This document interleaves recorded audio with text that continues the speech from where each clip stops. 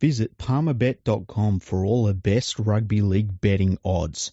From NRL matches to NRLW matches, State of Origin games, and even the World Cup at the end of the year. Palmerbet has the best rugby league betting odds bar none, and they're also the major sponsor of Fergo and the Freak.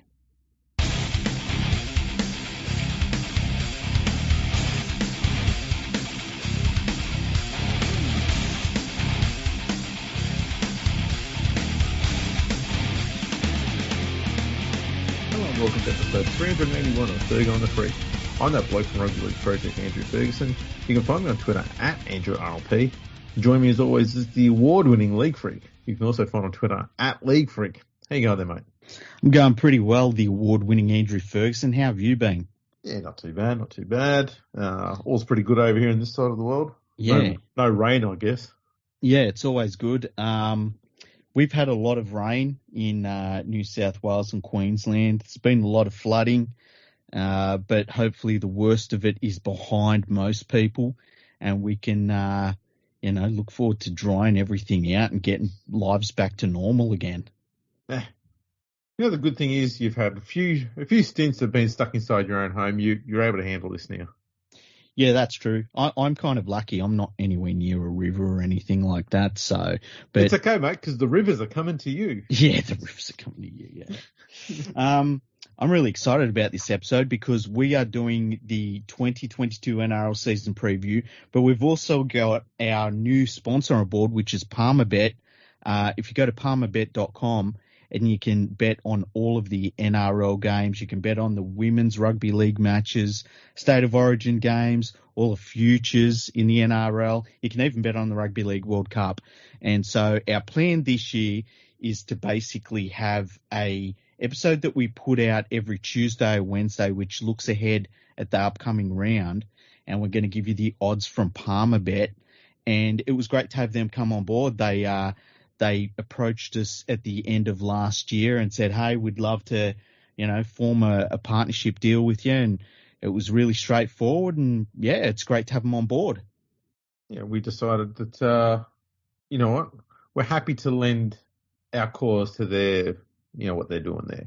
Yeah. Anytime we can give someone a leg up, we're all keen for that. Well, it's cool because we've always planned from the very beginning of the podcast to have a show each week that looks ahead at the round coming up. And we've done them before.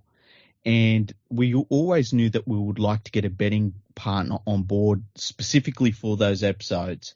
And when Palmerbet approached us, it was just like, oh, this is great. So go to palmerbet.com, sign up for an account. And if you do that, you're supporting the people that are supporting the podcast this year. They're our major sponsor, and we love having them on board. Absolutely, absolutely. And without any further ado, shall we get into it? Yeah, let's do it. All right, we're going to do this in alphabetical order because it's the best order there is. Yeah. So I'm going to start with the Broncos. Now, they're missing Adam Reynolds for the first week. I believe it's because of a COVID restriction. Not because he's playing his old team? No, COVID restriction. I am higher on the Broncos than a lot of other people. I think that having Adam Reynolds in their team is going to give them a lot of guidance that they really just haven't had in the past. I like a lot of their younger players. I think that they improved a lot last year. And I thought that their forward pack by the end of last year was starting to look pretty good. Kevin Walters has worked on their defence and it had a long way to go, but he did start to get it going in the right direction. And towards the end of last year, they weren't a fun team to play. They weren't a pushover team. I have them making the top 8. What about you? I don't have them in the top 8 now. I've got them. I actually haven't written out my my order. I didn't know we were going to put them in ladder position, but I'm going to do it as we go. Okay. Right. Okay. I'm going to put Broncos at 11th. Okay, let me just grab my phone because I wrote this all down today. I've got the Broncos in 5th place. You're what the? Yeah. I just feel like that Reynolds is going to change the way that they get around the field. I like their forward pack. I like some of their backs. They can do some damage. I just feel as though they're going to keep improving from last year. And I think that there are some other teams that are going to get worse. They will, yeah, I agree with all of that they will get better and other teams are going to get worse. The problem that they haven't addressed with their recruitment is defence. And even though Kevin Walters improved an awful lot of what they did at the tail end of last year, the defence was still making amateur errors at times. Mm-hmm. It's worth noting, Broncos have conceded 1,407 points in the last 46 games. That's about 30.5 points a game. Mm-hmm. And in nearly half of those games, they let in at least 30 points. Mm-hmm. The only team that's worse than them, West Tigers. That's where they're at defensively. Okay, they're down in that area there, which means they don't have to improve a little bit. They have to improve a hell of a lot. Mm-hmm. And that's the thing that's, for me, that's stopping them from being a finalist. I think their attack is going to be fine. And Reynolds will definitely help that, no doubt. But, yeah, that defence is still a bit of an issue for me. I think they'll improve their defence this year. I really do. Oh, it'll definitely improve, but it's not going to be improved enough, in my view, to get them into the 8. Wow, we're very far apart on the Broncos then. Yeah. That's fine. Yeah, I've lived in Brisbane. Yeah, I've been to Brisbane how many times? 3 times now. You've not been there enough to hate it properly. Well, the last time I was in Brisbane, I went up to see. I basically stayed in the very north of Brisbane, and then went and visited Steve Irwin Zoo. And there's no real reason to visit Brisbane outside of going to the football. That's true. Now,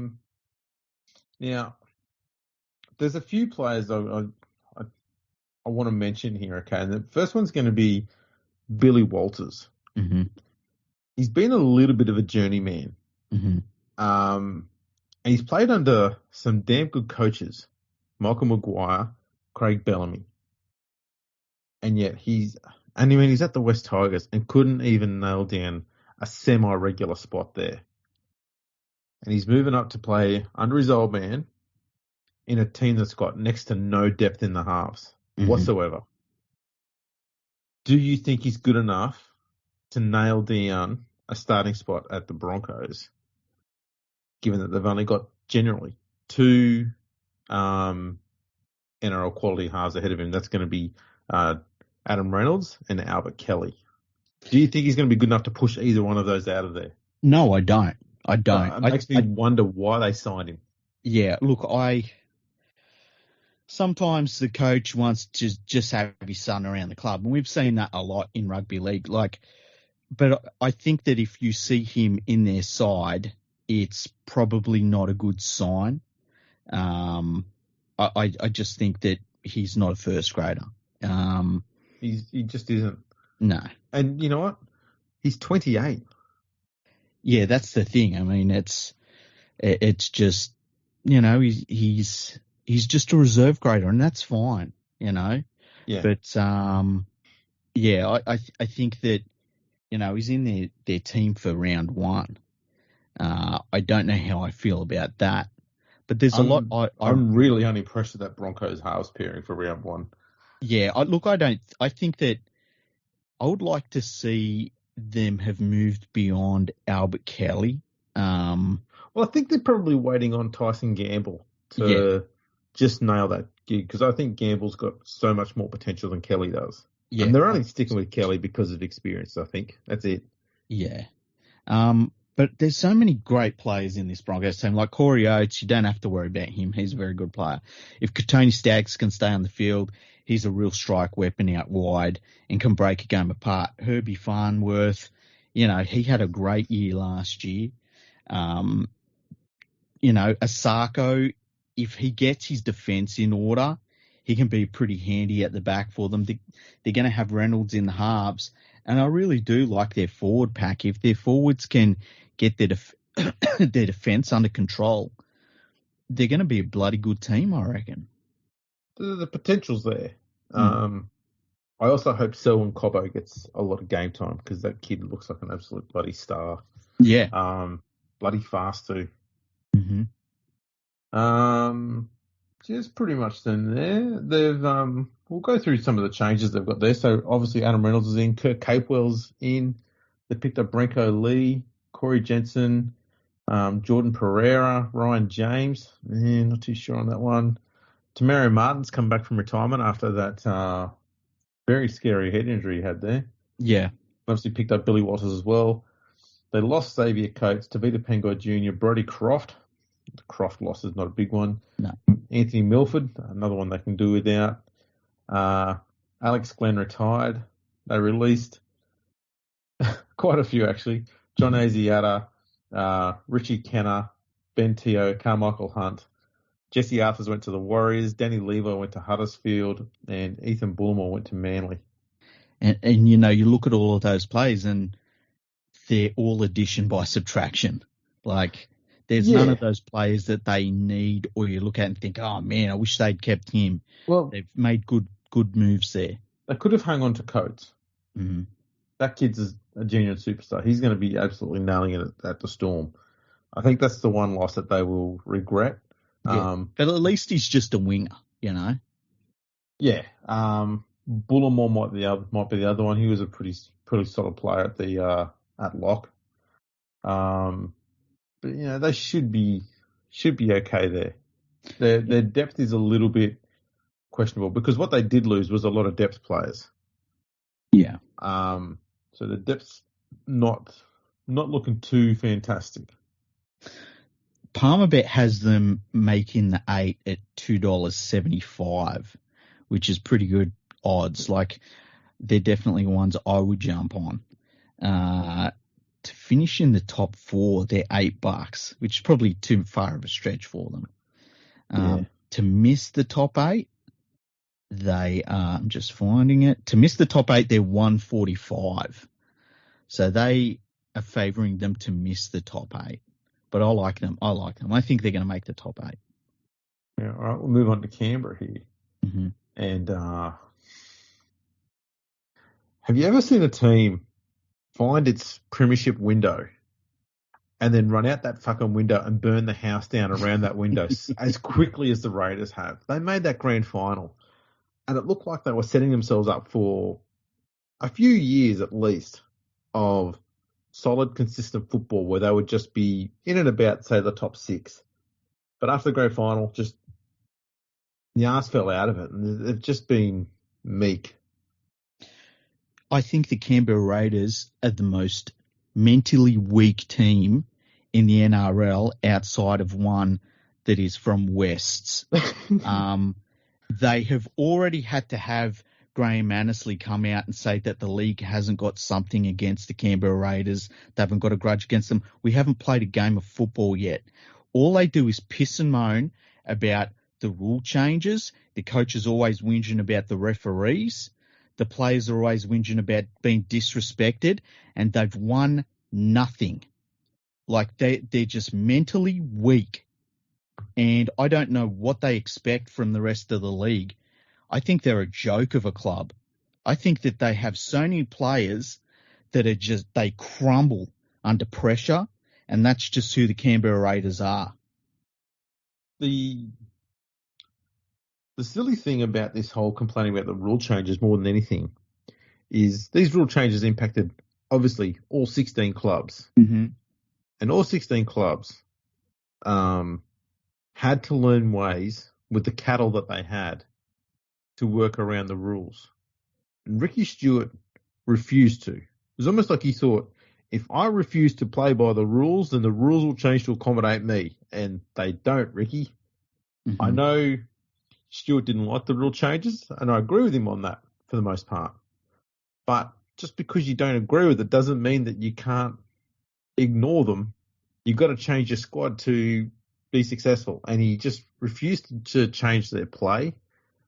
And his team struggled with it because he had big forwards on the field and big forwards on the bench. And the whole idea was as soon as they got a bit gassed, you bring them off and you just keep these machine rotating, these massive humans that were just punching holes through teams through the middle. But all of a sudden, he was getting to the 1 hour mark in a game. All his forwards just tanked. And so the middle starts to fall apart a little bit. So all teams learned how to do was just keep with the Raiders till half time. That's all you got to do. And sure enough, Raiders have been run down in the second half of games for the last 2 years. Yeah. You know, it's... They love being plucky losers. I know. They love going back down the highway and everyone's saying, oh, that's bad luck. The referee was against you and, better luck next time. And they win nothing. And, they need to stop putting so much stock in loser players with loser careers who don't come up big when it really matters. We've even got another case now where there's a player's, wife or girlfriend is having to go at their club on Instagram, which has happened a number of times at Canberra. And it's like, what type of environment are they really cultivating down there where this shit's happening? I just don't understand it. It's just a loser club with a loser attitude. And I've just written them off. They're not making the 8. I haven't got them making the 8, do you? No, I've got them. I've probably got them higher than you have. I've got them at 9th, but I think it's going to be. I think this year we're going to have a bit of a gap between 8th and 9th anyway. I agree. I have them making 9th as well, by the way. Yeah. I know you may disagree with me on this one, but after looking at the Raiders' results and performances in the last 2 years, George Williams, for all his faults and whatnot else, I think he had to, not directly, but he shouldered most of the blame for what was going wrong with the Raiders. Mm-hmm. And I don't think any halfback you put in there was going to change the way they were, because they were trying to play this, as I said, this rolling big men through the middle game football. It doesn't matter who your halfback is if that's your game plan. And so they ousted him in the hope that this will fix everything. You're going, that wasn't the problem. You're fixing a problem that doesn't exist. Yeah, but keep in mind, George Williams left. I know, but they were also not exactly supporting him a great deal on the field. True. The game plan just did not suit him. I mean, so you like about a lot of English players, but the way their halves play, it's obviously they have no interest whatsoever in defence. But you don't sign a halfback for the defensive ability. He did have a reasonable enough kicking game, had enough variety in it to be threatening enough over here. He does have a good running game. His passing game, it wasn't too bad, but it was good enough. I'm happy to say that I think he would be good enough to be an NRL quality player. I'm not going to say he'd be a superstar. I'm putting him in around that Luke Brooks sort of area. I'm not saying that as a joke. I've said before, Brooks has got a lot of good skills, but there's a few things that he struggles in which brings him down a fair bit. I think George Williams is a similar mould. They've brought in Fogarty, who's obviously an upgrade. There's no doubt about it. But they've got to change the game plan if they're going to get any value out of Fogarty. That's the problem. The problem is Fogarty's about to miss 4 months. That doesn't help either. Yeah. And look, I just... But I mean, even if he was playing though, the problem still exists. That the game plan has to change, and the way they use the forwards and their bench has to change a little bit. Yeah, look, I thought Fogarty was a good signing. I thought he was going to really improve the Raiders quite a bit. And part of why I think now they won't make the finals is because he's going to be missing most of the season. He's the best halfback that they've had for years and years and years. And I thought that it would be great to finally see them with a halfback, Palmerbet has them missing the 8 as well. They've got them at $1.55 to miss the 8. And I just think that they're $2.50 to make the 8, so they're favoured to miss it. I've written the Raiders off. They're one of those teams where it's like, I don't care about them anymore. They're just irrelevant now because they will sit down there in Canberra and they'll, piss and moan about everyone's against them and all this stuff while everyone else just gets on with playing the game. I'm just over there whinging. I really am. I look on them on paper and the squad is solid enough. Like you've got Starling at hooker, Hodgson's there as well, so there's plenty of depth and strength there. Whiten at 5'8" is obviously an explosive ball runner, and he can be parked out on the left-hand side because you've got Whiten on the right-hand side. So you've got good attacking options either side of the field. And obviously you've got Papali punching holes through the middle. So their attack's not going to be too bad, especially when Fogarty gets out there. He knows how to use those players. It does come down to the game plan.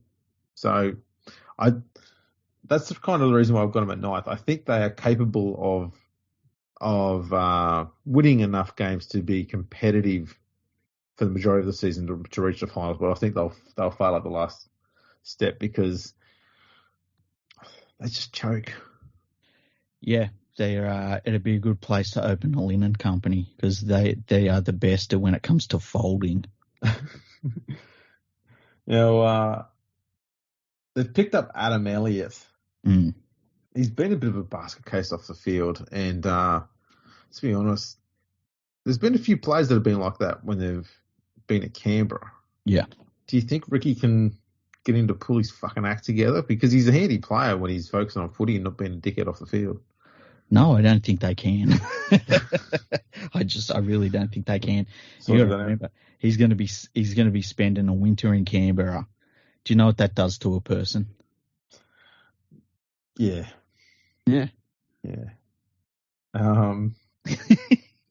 Well, I grew up near the mountains, so I understand what the cold can do to a person, especially if they've not come from that area. They get bored, and then all of a sudden you start fighting people in Braddon. It's just not good. Yeah, well, you've got to keep warm somehow. Yeah, exactly. They've not been too busy on the player market, so they've only had 4 signings. It's Fogarty, Peter Holler from the Cowboys, Adam Elliott from the Bulldogs, and Nick Kotrick comes back from the Bulldogs. George Williams obviously left last season. Ryan James has gone to the Broncos.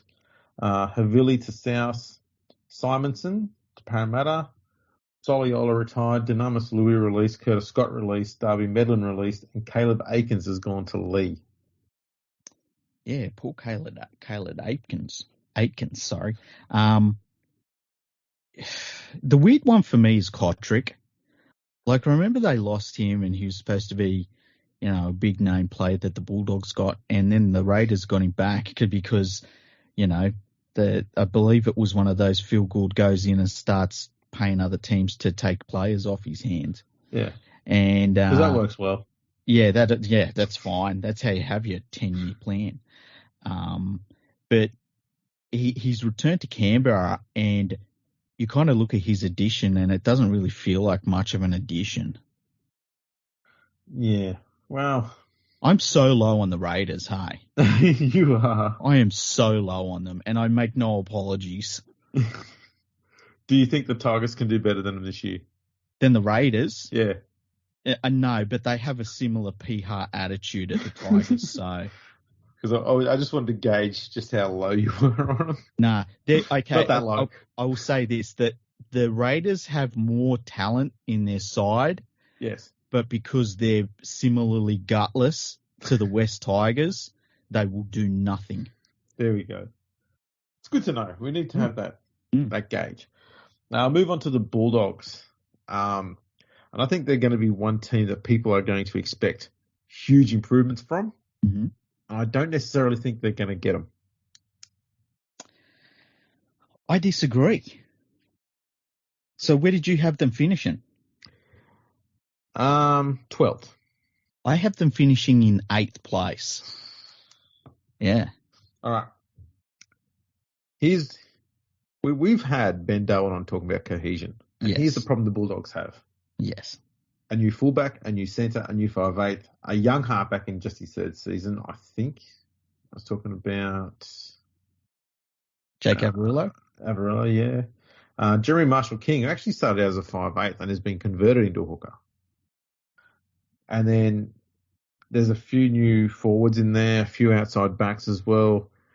There's a lot of combinations that have never played alongside each other before that all start this weekend.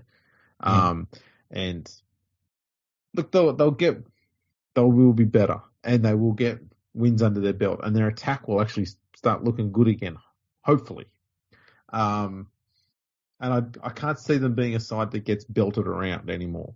Mm-hmm. So they're going to be competitive a lot more often. But that cohesion could be the sort of thing that sees them struggle through the first half of the season before it starts to click. And they'll come home with a wet sail. I'm confident of that. But it may be too little too late by then. But that's where I'm looking over there. I'll say it's a high 12th. Okay. I wrote an article about how it really is a balancing act between talent and cohesion, because there's no doubt they're much, much more talented side than last year. And the cool thing is we're going to see it. We're going to see the experiment play out. I don't think Trent Barrett has any excuses this year. I think they need to look good.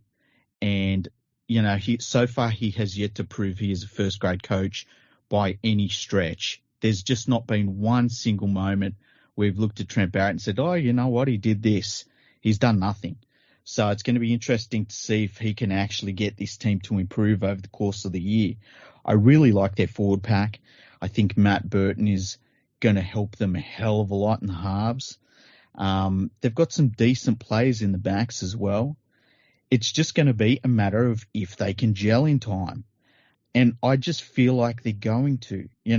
We've seen them not roll over at certain points of the year over the last couple of years. And I'm hoping that some of that sticks with this team, even though it's almost a brand new side. It's really crazy to see. Palmerbet has them favoured to miss the 8. So you can get $1.45 for the Bulldogs to miss the 8. If you put money on them to make the 8, you can get $2.75, which is pretty juicy odds if you think that they're going to be at least close to it. Yeah, better than I thought. Yeah. Much better than I thought. Yeah, so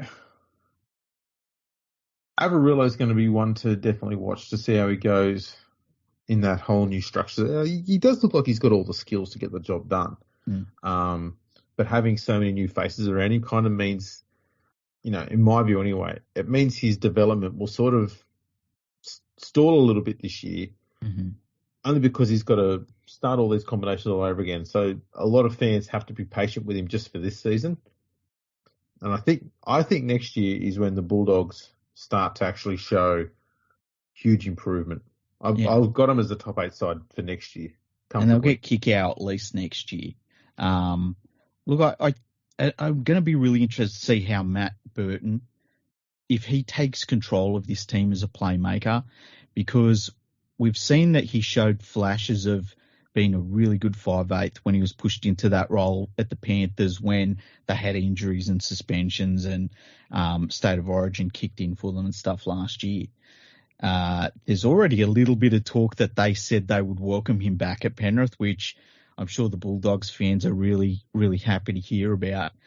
The thing that worries me is that I feel as though you might get to a point during the season where clubs work out that if you shut down Burton, you shut down most of their playmaking. And that's where Averillo's got to step up and really improve his game. A lot of the halves that the Bulldogs have had in recent years, they've sort of just, floated along and tried to learn the game, and that's fine. But now, there's more talent on the field around them, and Averillo really needs to show that some of the football he played last year, he's improved upon this year. He's got a better halves partner with him, so that combination should be better. He's got better backs to work with, and he'll be behind a much better forward pack. So any pressure he can take off Burton will be a positive. And, I expect them to improve quite a bit. Now, one player who needs to really knuckle down this year more than anything else, Paul Vaughan. Mm-hmm. That guy's gone from being one of the elite forwards, not just in the country or in the state, but, in the whole bloody world, to carrying on like a pork chop and being a bit of an idiot. And his form on the field fell off a cliff. Yeah. He needs to stop doing that bullshit off the field and get back to playing good, hard football and be the player we know he should be. And it's what the Bulldogs need right now. This is, for me, this is very close, if not his last chance. I don't think if he mucks up again, other clubs are going to really be interested in him. Because, you can get young props anywhere these days, and you can get experienced props anywhere these days. The fact that someone like Aaron Woods, who keeps his nose clean, can keep getting gigs, should be the sort of kick in the ass that Paul Vaughan needs to know we can replace you with Aaron Woods. That's what we can do. You know why?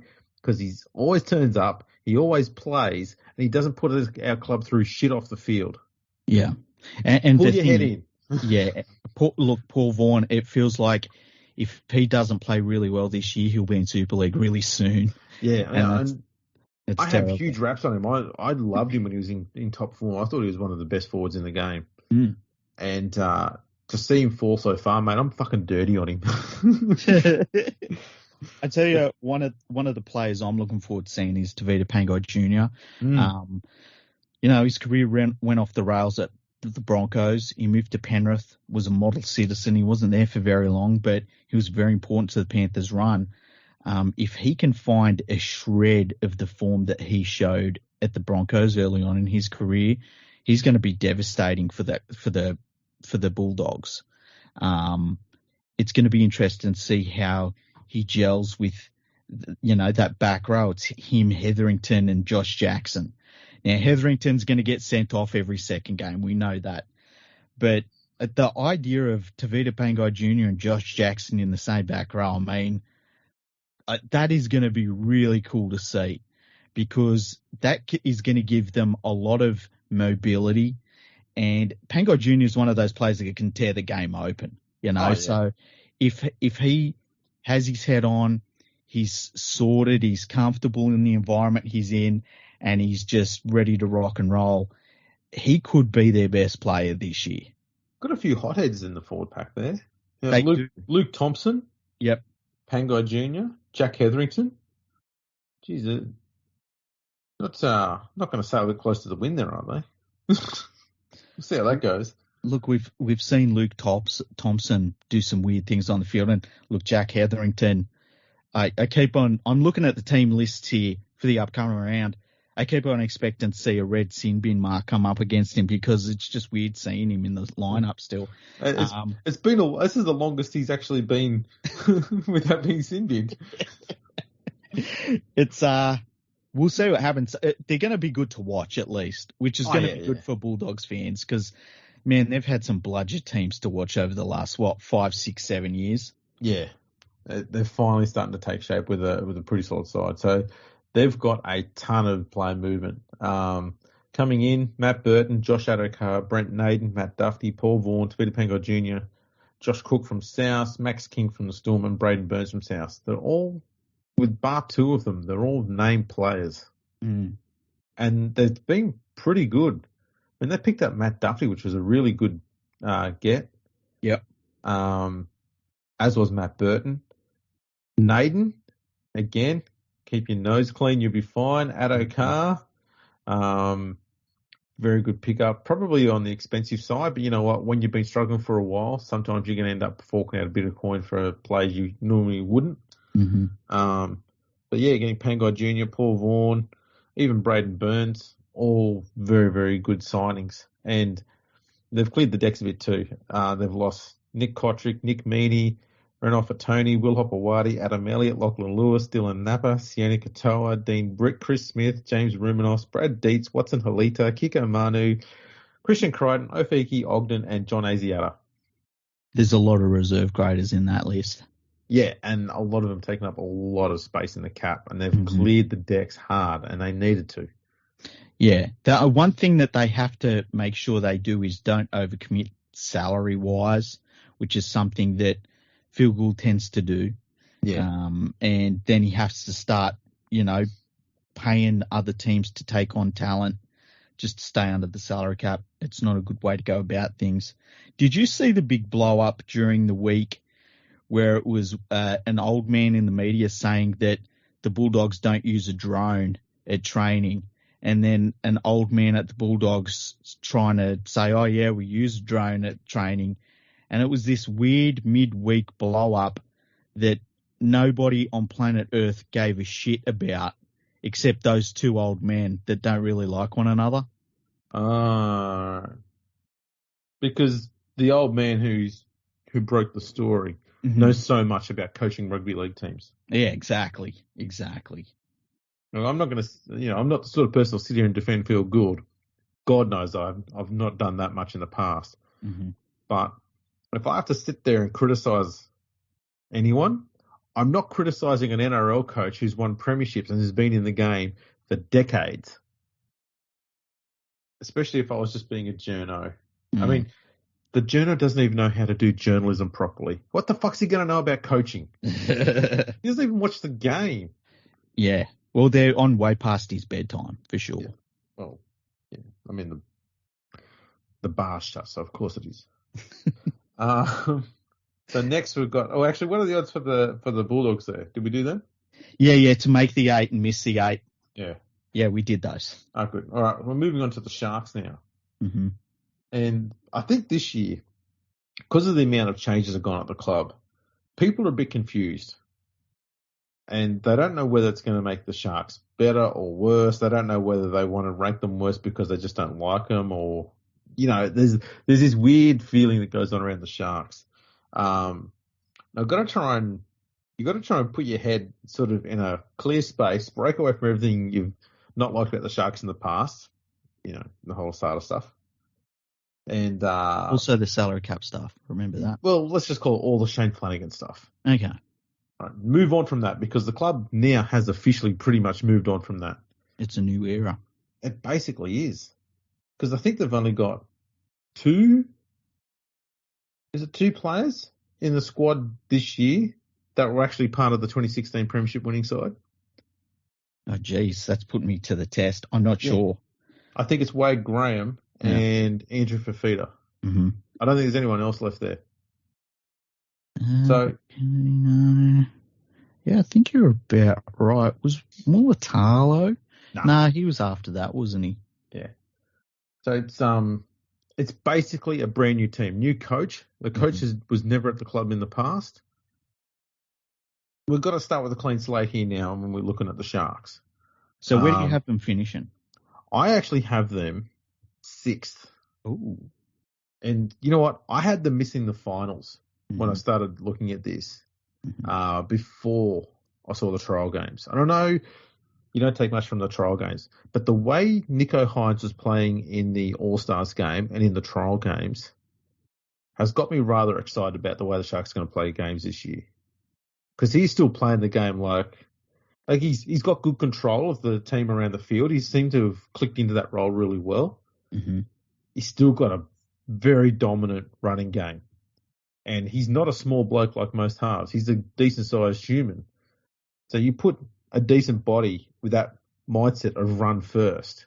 But he still has the delicacy of his game to know when to pass, to know when to kick, to know when to run.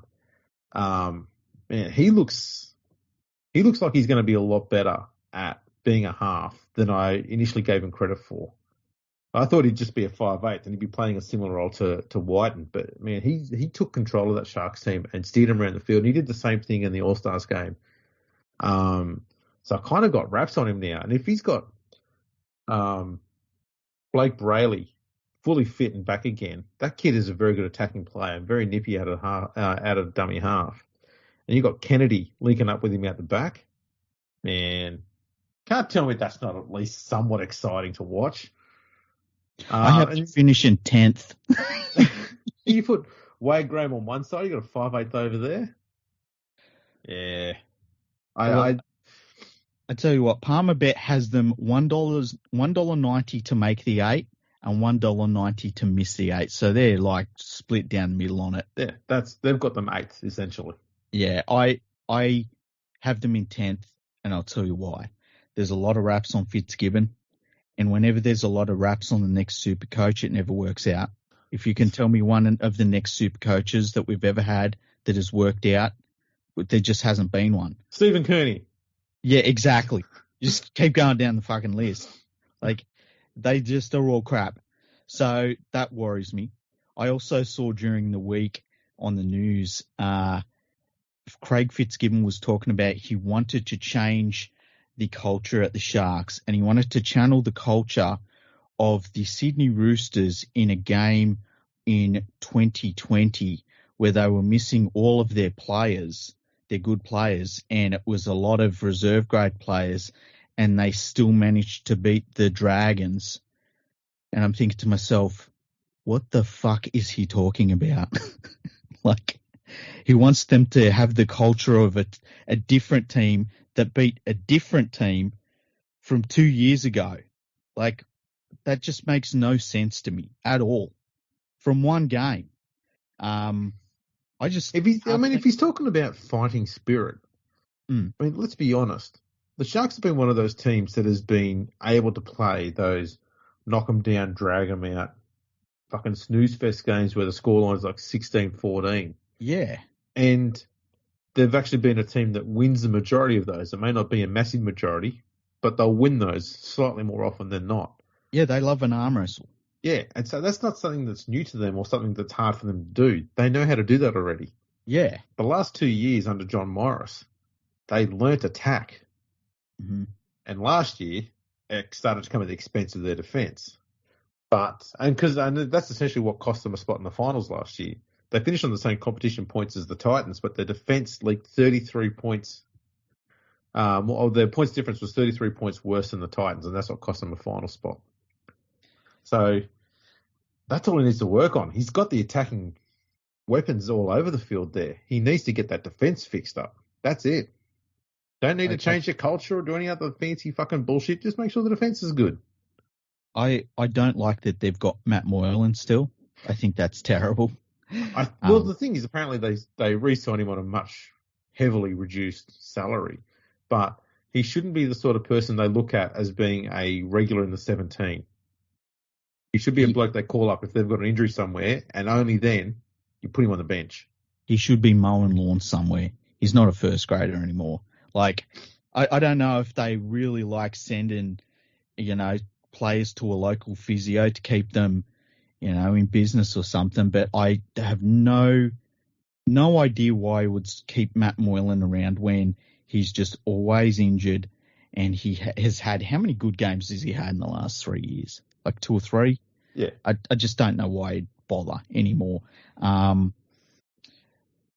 I don't have any faith in Fitzgibbon until he does something. The other thing that worries me too is Andrew Fifita feels as though he's getting more injury prone. And look, he's had a long career. That's always going to happen to a forward that has been through as many big games as he's been through. And I just worry that he's just getting a little bit worn down from playing so much football. And I worry that this is kind of going to be his last year. It probably will be. I think, though, can't be too harsh on his last injury, though, because, he copped a stray arm to the throat. Yeah. Oh, yeah. Look, it's just one of those things where you play a collision sport for long enough and all the bumps and bruises and then bad luck and all that. And he's a really interesting athlete. Like, he doesn't look like he's got heaps of cardio, but he does. He doesn't look like he should have the footwork that he does and stuff like that. But I just think that the wear and tear of the game's going to really show on him this year. That really worries me a bit too. And as far as like Nico Hines, I've got to see it. I've got to see it consistently. I'm optimistic like you are, but I just want to see it first. That's fair enough. I will say this about Andrew Fifita, and I know it's going to sound stupid to start with, but bear with me. The way he plays the game, especially when he was at his absolute peak, that 2012 to 2017 sort of period there, is the closest style-wise to what Arthur Beetson did when he came along. Now, the reason why Beetson sticks out and Fifita doesn't is because every forward prior to Beetson was a bloke who just did hit-ups and made tackles. Yeah. And then all of a sudden you've got this big human who can do all of that, but also drift across field, offload, have passing game, a genuine, proper passing game. And Fifita has that similar sort of style. And when you see Fifita at his peak, and you know that, and still see it and go, wow, that's impressive. Imagine how much people's minds were blown when they saw Beetson doing it. That's why Beetson's an immortal. Yeah. Beetson was better at it than Fifita, comfortably. But it just shows you just how impressive that sort of skill set is for a prop. It doesn't happen very often. Well, look, they must have looked at Beetson and been like, what's he doing? What's he doing? Wait a minute. He got through. Like, he's put on a pass and they've scored. But what's he doing? Yeah. The only thing I can liken it to is when Benji Marshall came along. Mm. Like, you see the steps and the crazy passing and you go, the fuck is this? It's like I'm watching magic in front of me. Mm-hmm. That's what Beaton was doing in the forward pack. People don't do this. So yeah, it's style-wise, it's kind of similar. But yeah, Beaton far more consistent and a much better fighter as well. So it wasn't by any means a comparison, just sort of an explanation, I guess, so people can understand the way Beaton played. He was a much better version of Andrew Fifita. I see what you're saying. Andrew Fifita, Beaton. We got it, Andrew. Same player, same ability. Make them both immortals. Yeah. That's what I'm getting. What's we got here? Hopefully, for me anyway, Wade Graham stays fit all season. Yeah. I actually heard him say a couple of weeks ago, one of the things that helped him feel like he was ready for this season is he took a really hard knock in training, and I was like, oh, I don't think that's how it works. Well, that's the thing. I think last year he was saying that all of the knocks that he'd taken in the previous 2 years that saw him get concussed, they were hard knocks and they weren't innocuous ones. So take Boyd Cordner, for example. He was getting knocked out by pretty subtle knocks. Yeah. Wade Graham was, he had somewhere, he got his head into the wrong spot and he hit someone in the square on the hip, and they were heavy knocks that would knock out most people. So that was how he was getting knocked out. It wasn't the little knocks. So I think that's what he's getting at. Mm-hmm. But yeah, I'm with you. Doesn't matter if it's heavy knocks or light knocks that are knocking you out. The fact you're getting knocked out means that it's going to become more prevalent over time, more often than not anyway. So that's a concern. So all he's got to do is change his defence a smidge. Doesn't need to rush up and fucking destroy a human just to shut down the play. You can run up and just grab him around the shoulders and wrestle them to the ground. You don't need to drive your shoulder through their kidneys and take their spine out like it's some sort of fucking Mortal Kombat move.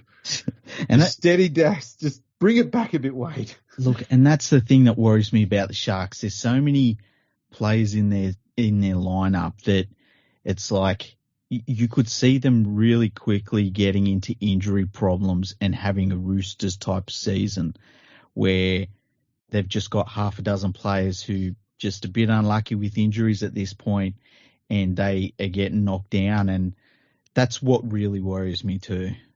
Yeah, the thing is, though, I think they've been smart with their recruitment, so they've got pretty much good depth for every position on the field.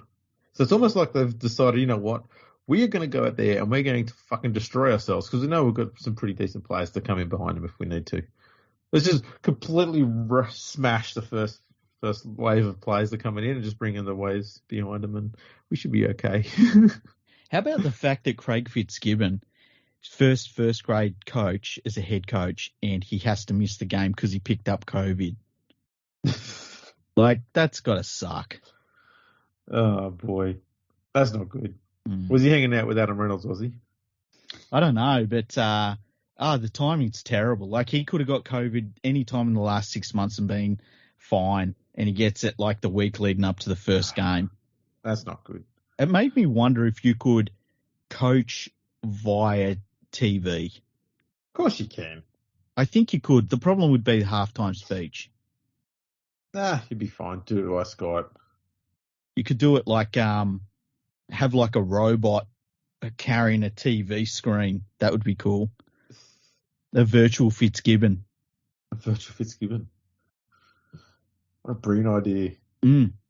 So the Sharks have had some pretty prominent pickups in Nicho Hines and Dale Finucane from the Storm. They've also got Cameron McInnes from the Dragons, Matt Ikuvalu from the Roosters, and Lachlan Miller from Rugby Union. You know of him? Have no idea, never heard of him. I think he played Rugby Union Nines. Yeah, I was going to say a Nines player. Yeah, so he wasn't actually playing proper Rugby Union. He was playing the Rugby League version of Rugby Union. Yeah, the you could find park footballers that could play rugby union nines. Yeah, that's right. They've lost. They've actually made some pretty smart losses here. Chad Townsend's gone. Mm-hmm. Sean Johnson's gone back to the Warriors. Not that Johnson was playing bad. He's actually playing pretty good footy at the Sharks, but I think it was the right call for him to go back to the Warriors. Mm-hmm. Aaron Woods is gone. Josh Dugan's retired. Will Chambers has gone back to rugby union. Billy Magoulias and Nana McDonald have both gone over to England. They were, for the most part, they were losses that they had to have. Yeah, a lot of old players that were just not good anymore. A lot of big contracts. The Will Chambers signing was always absolutely ridiculous. One of the worst signings ever. It's still confusing. I don't get why they did that, but anyway. Yeah. So that's the Sharks. Moving on here to the Titans. And I don't know what to think of the Titans this year. You know, I thought the Titans, after last season, for me, they were going to be a top 6 team this year. And then they lost Fogarty and I went, I'm off them. I did the exact same thing. So where do you have them finishing? 10th. I have them 11th. Yeah. And I'm like you. I look at it and I like everything. And then I look at the halves and I'm like, they don't have a halfback. No. They've got this pretty solid squad all over the field.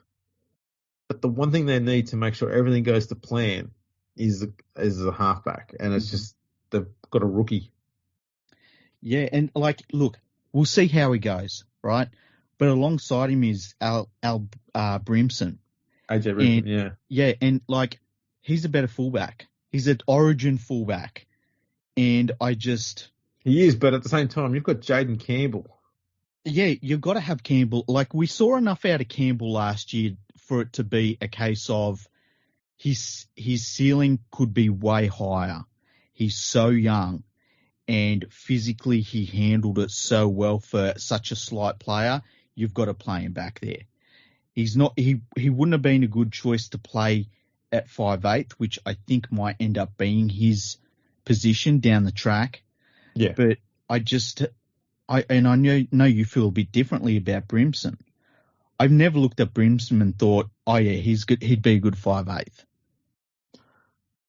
No, look, I don't see him as being the ball playing type 5'8". He's going to be, and I've said it before already, the White and style 5'8", where he's run first. He's got a good enough ball playing game to be able to be that sort of link man as a 5'8", I guess. Yeah. But that's all he is. He's just going to be a run first sort of player. And to be honest, it's not a bad thing when you've got Isaac Liu, Fotuaika, Proctor, Fafita. Just, man, they've got some bloody good units in the forward pack there to run off. Mm-hmm. You don't need to have too much skill there. You just got to be able to know when to run the right line and hang around as a support player, pretty much. Just be Terry Lamb, so to speak. Just be around looking for the ball. And I think Brimson's got a pretty good knack for that. So I don't think he's going to be too bad there. But it's not a strong spine. I mean, Campbell's him. I don't even think he's played 7 games yet or anything like that. So the hooker's probably going to be Aaron Clark. Also hasn't played a great deal of footy. Toby Sexton will be their halfback. Just a huge amount of unknowns in that spine, and that's a worry. Yeah, and the disappointing thing is they're so close. They're so close. If they had have managed to get an Adam Reynolds, you'd be like, oh, maybe top 4, Yeah. It's that close, but in a lot of key positions, you just are like, man, I don't know what they're going to get out of this player. The Palmerbet on Palmerbet.com, they've got the Titans missing the 8, so you'll get $1.50 for them to miss the 8. For them to make the 8, you get $2. Mm-hmm. So they're favouring them missing the 8. Yeah, I'm not surprised on, to be honest. Yeah, it's just so disappointing. They felt like they were going in the right direction, and if they can pick up a halfback during the year, it might turn it around. They picked up Will Smith from Parramatta, and he's kind of one of those blokes that's sort of a fill-in half. He can do the job, but he's sort of, I suppose Matt Moylan's a similar thing. He's more of a utility back than an out-and-out half. Yeah. And so that's pretty much all they picked up. They've not been at all busy on the player market, and that's understandable given how much money they spent in the last 2 years beforehand.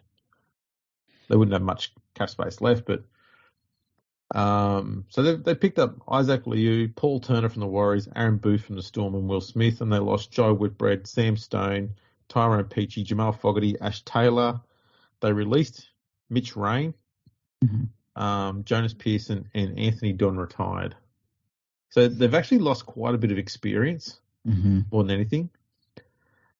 I would have thought they would have hung on to Mitch Rain just to have a bit of experience in the spine, just for one more season anyway.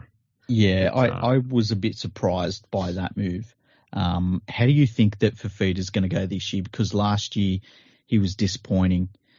We saw him play great in the All-Stars game.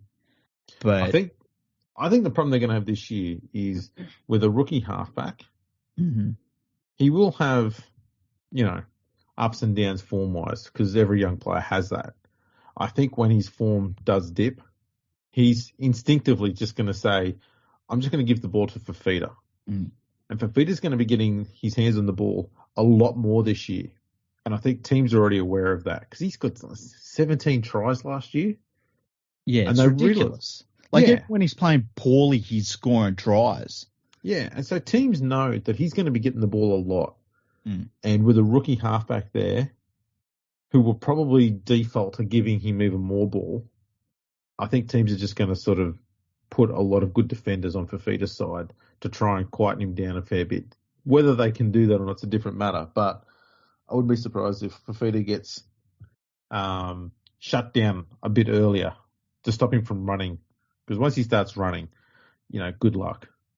And, if teams start targeting him like that, that's where Big Tino needs to step up. Yeah. He's a very good player. He's still one of those players, I think, that you would say it's a lot of potential there. And I would love to see that potential realised this year. Fodawaker as well. He was fantastic in the second half of last year. So I think that I think he'll be one of the best forwards in the game this year. They've got one of the best forward packs. There's no doubt about it. When we're talking props, second rows and lock, very few teams can touch them. It's very strong. And as I said before, it's good to have different body types in the front row, in the back row, and at lock, and different skill sets with them all as well. Proctor is not the same sort of player as David Fafita. No. Fodawaker, very different body to Isaac Liu. Big Tino as well, probably a bit more similar to Fodawaker. But they are just fucking steam trains. They can just roll through anyone.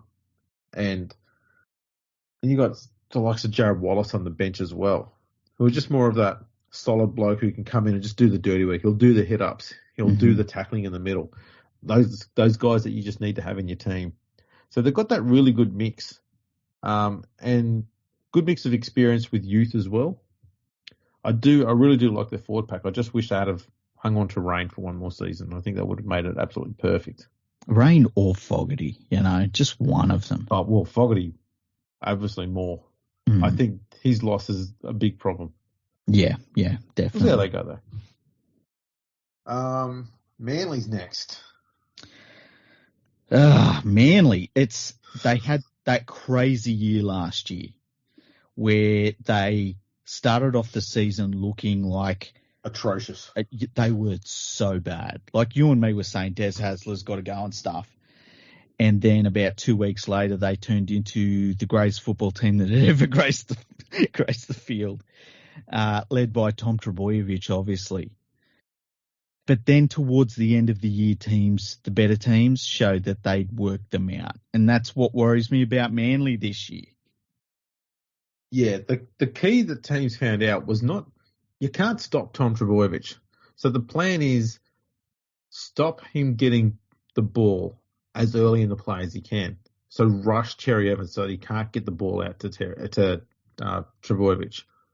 Make him take the closer man, make him take a forward instead. And that's what they were doing. And so Trbojevic was kind of being starved of the ball by defence just rushing the halves. That was pretty much, the genius of it all.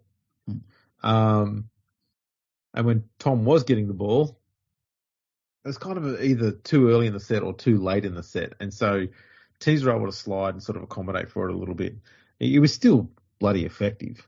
But yeah, the problem you get with Manly is there's just a few players there. Tom's one of them, Kieran Foran at 5'8", where they've just got that injury-prone sort of tag over their head.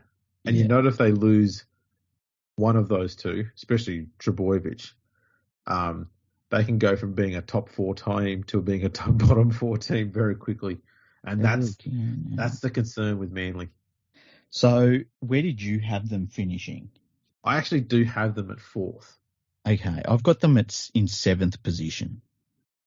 So the thing I've got with Manly is they've not had a great deal amount of change to their side. Mm-hmm. And I don't think they were that, I don't think they finished too disappointingly last year. Obviously, they would have liked to have won the premiership. Every team does. But given how they started, I don't think they would call last year a bad season. And I think there's enough there to build upon. So I think for me, some of the teams that finished above them on the ladder haven't got light years better. And I think some of the teams that were just below them may have actually slipped a bit further behind, which might be enough. For me, that's enough reason for them to go up a bit higher. Because initially I put them down at 6. I was going, actually, that might be better than that one. I'm going to put them up to 5. Oh, that might be better than that one. I'm going to put them up to 4. Yeah, that's high enough.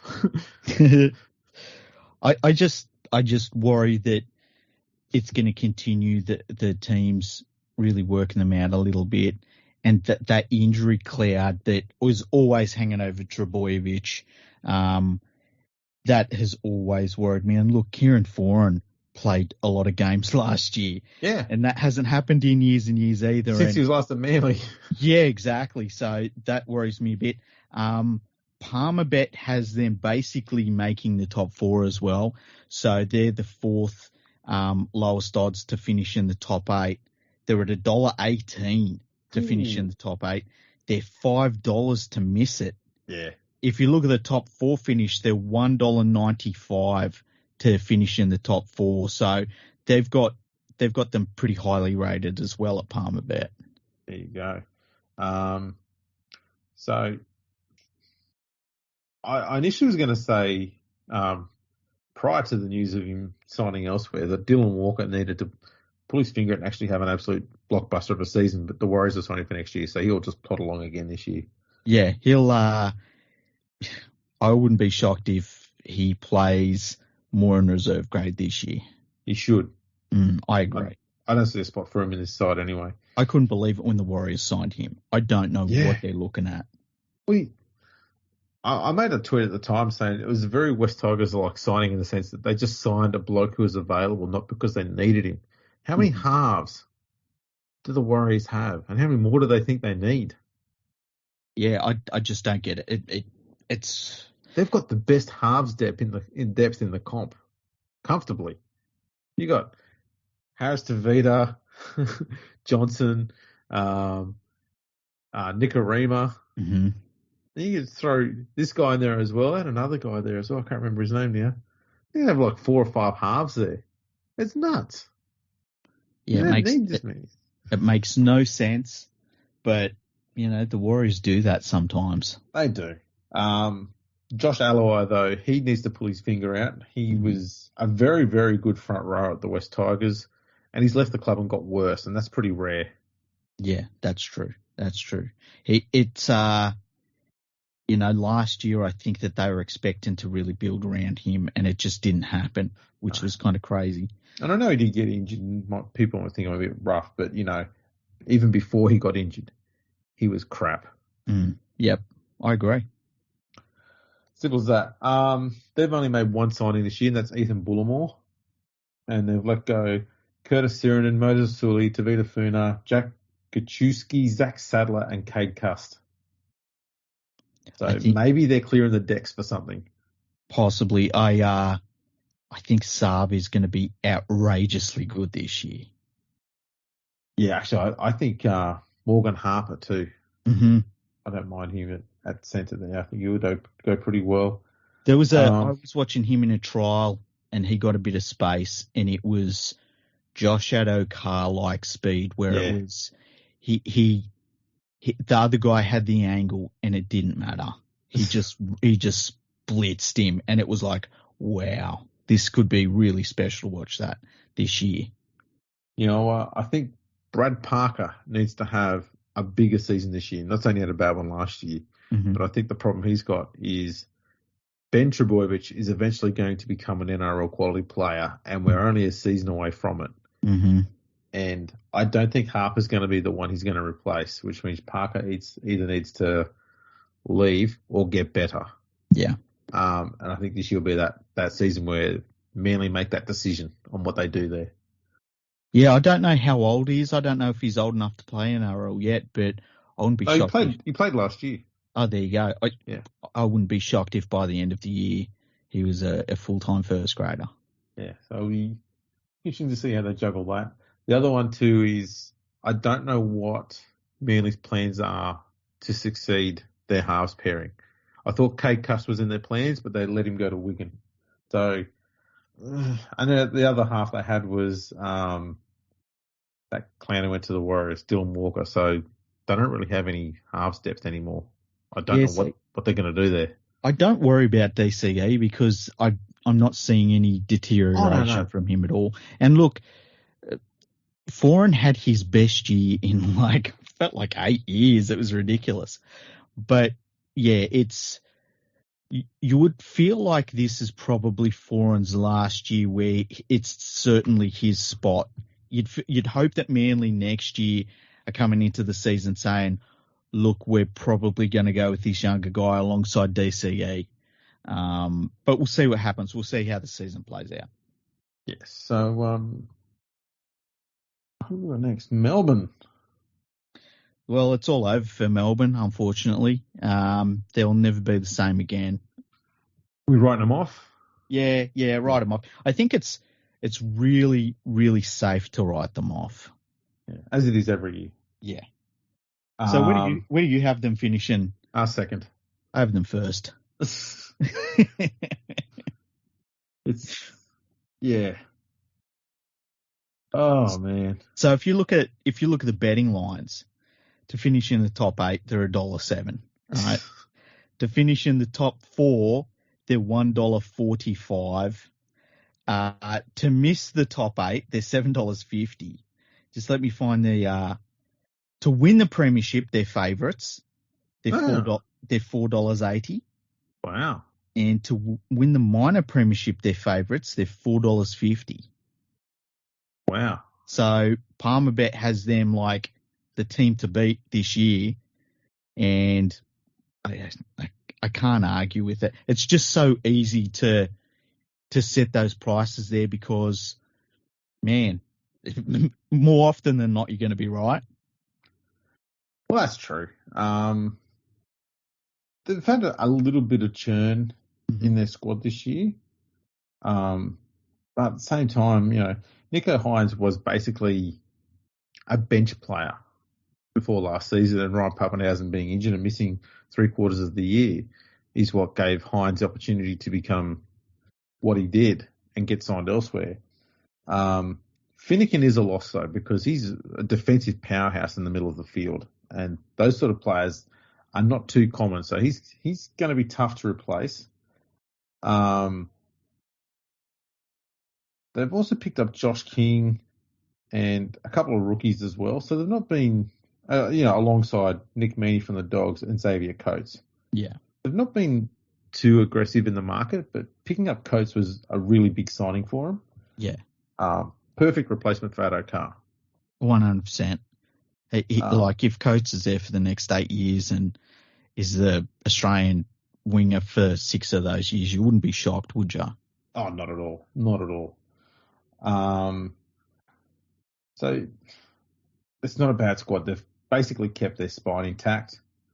I wouldn't be surprised this year if Harry Grant is the first choice hooker. I know he was basically on the bench last season, but given Brandon Smith will be moving on at the end of the year, I dare say they'll stick with Harry Grant as the first choice rake, just so they've got that cohesion in the spine already to go for next season.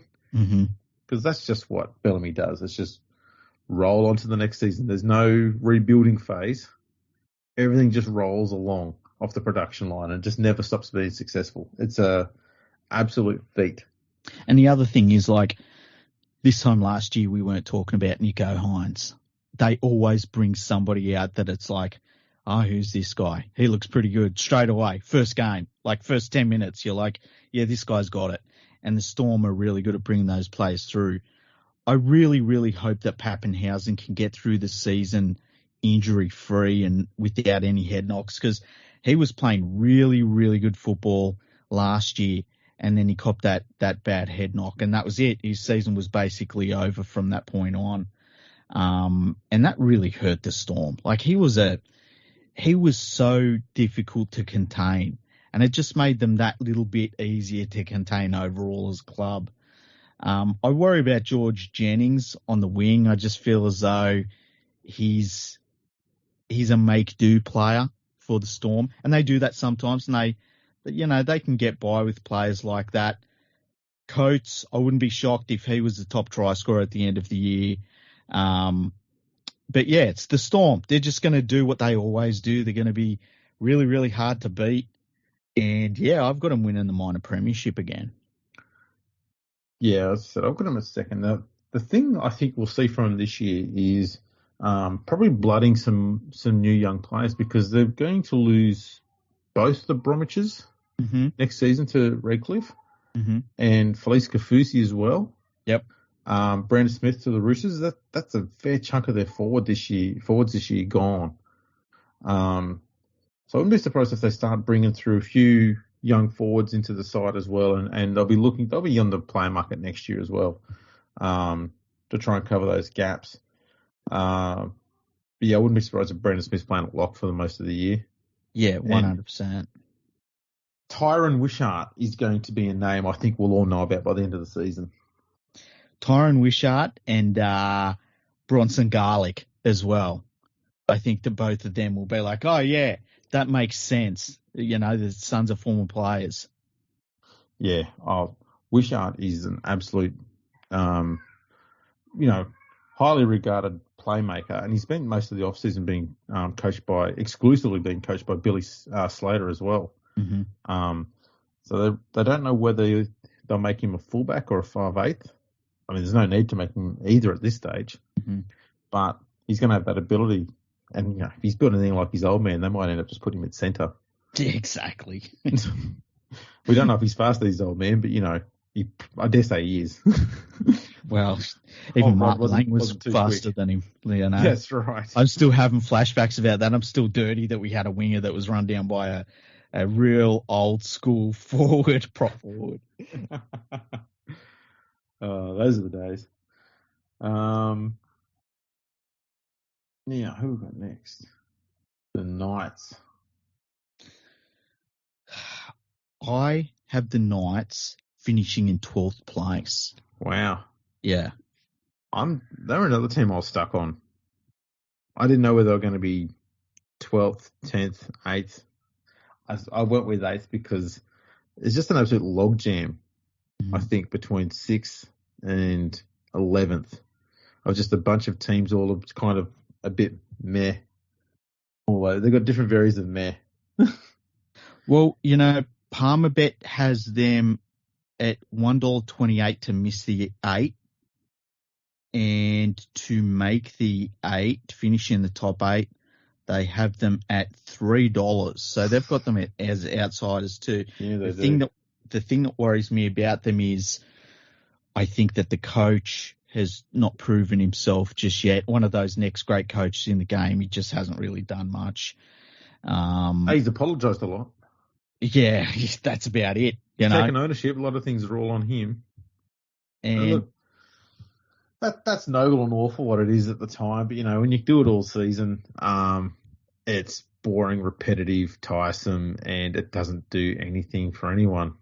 Just stop taking responsibility and start getting results on the field. That's all anybody wants from your coach. Exactly. And look, when it was round one last year and we saw vision of him throwing stuff across the change rooms, and it's like, dude, you're busting your nut way too early. You don't do that right now. And I feel like the squad responded to that because they're professional footballers. Yeah. They know what you should be doing as a coach and what you shouldn't be doing. And that's, you can blow up as a coach, but you've only got a few of those blow ups in you before everyone switches off. And he's doing it in round one. It was absolutely ridiculous. And I think the squad responded by just looking a bit blasé about the entire season last year. They had so many players that just didn't play up to where they should be, led by David Clemmer, who just looked disinterested by the end of the year. Tyson Frizzell was just dire. He looked old, hey? He looked like he was pretty much on his way out. He was phoning it in. He was so poor, he was phoning it in. Watched him at the Dragons in his last few seasons there, and he was just remarkably brilliant. And then went to the Knights, just like, fucking hell, man, what happened? Exactly. The other thing that worries me is that their halfback is Adam Clune. And I always think if your halfback is Adam Clune, you're in trouble. So this is the thing. I'm confused as to what the Knights should do with their spine. Mm-hmm. And I kind of think they should have Texoy at fullback, Ponga at 5'8", Clifford at halfback. I agree. But it looks like they're going to go with Clifford and Clune in the halves, Ponga at fullback, and Hoy's just not on the side. And I just think that's weird.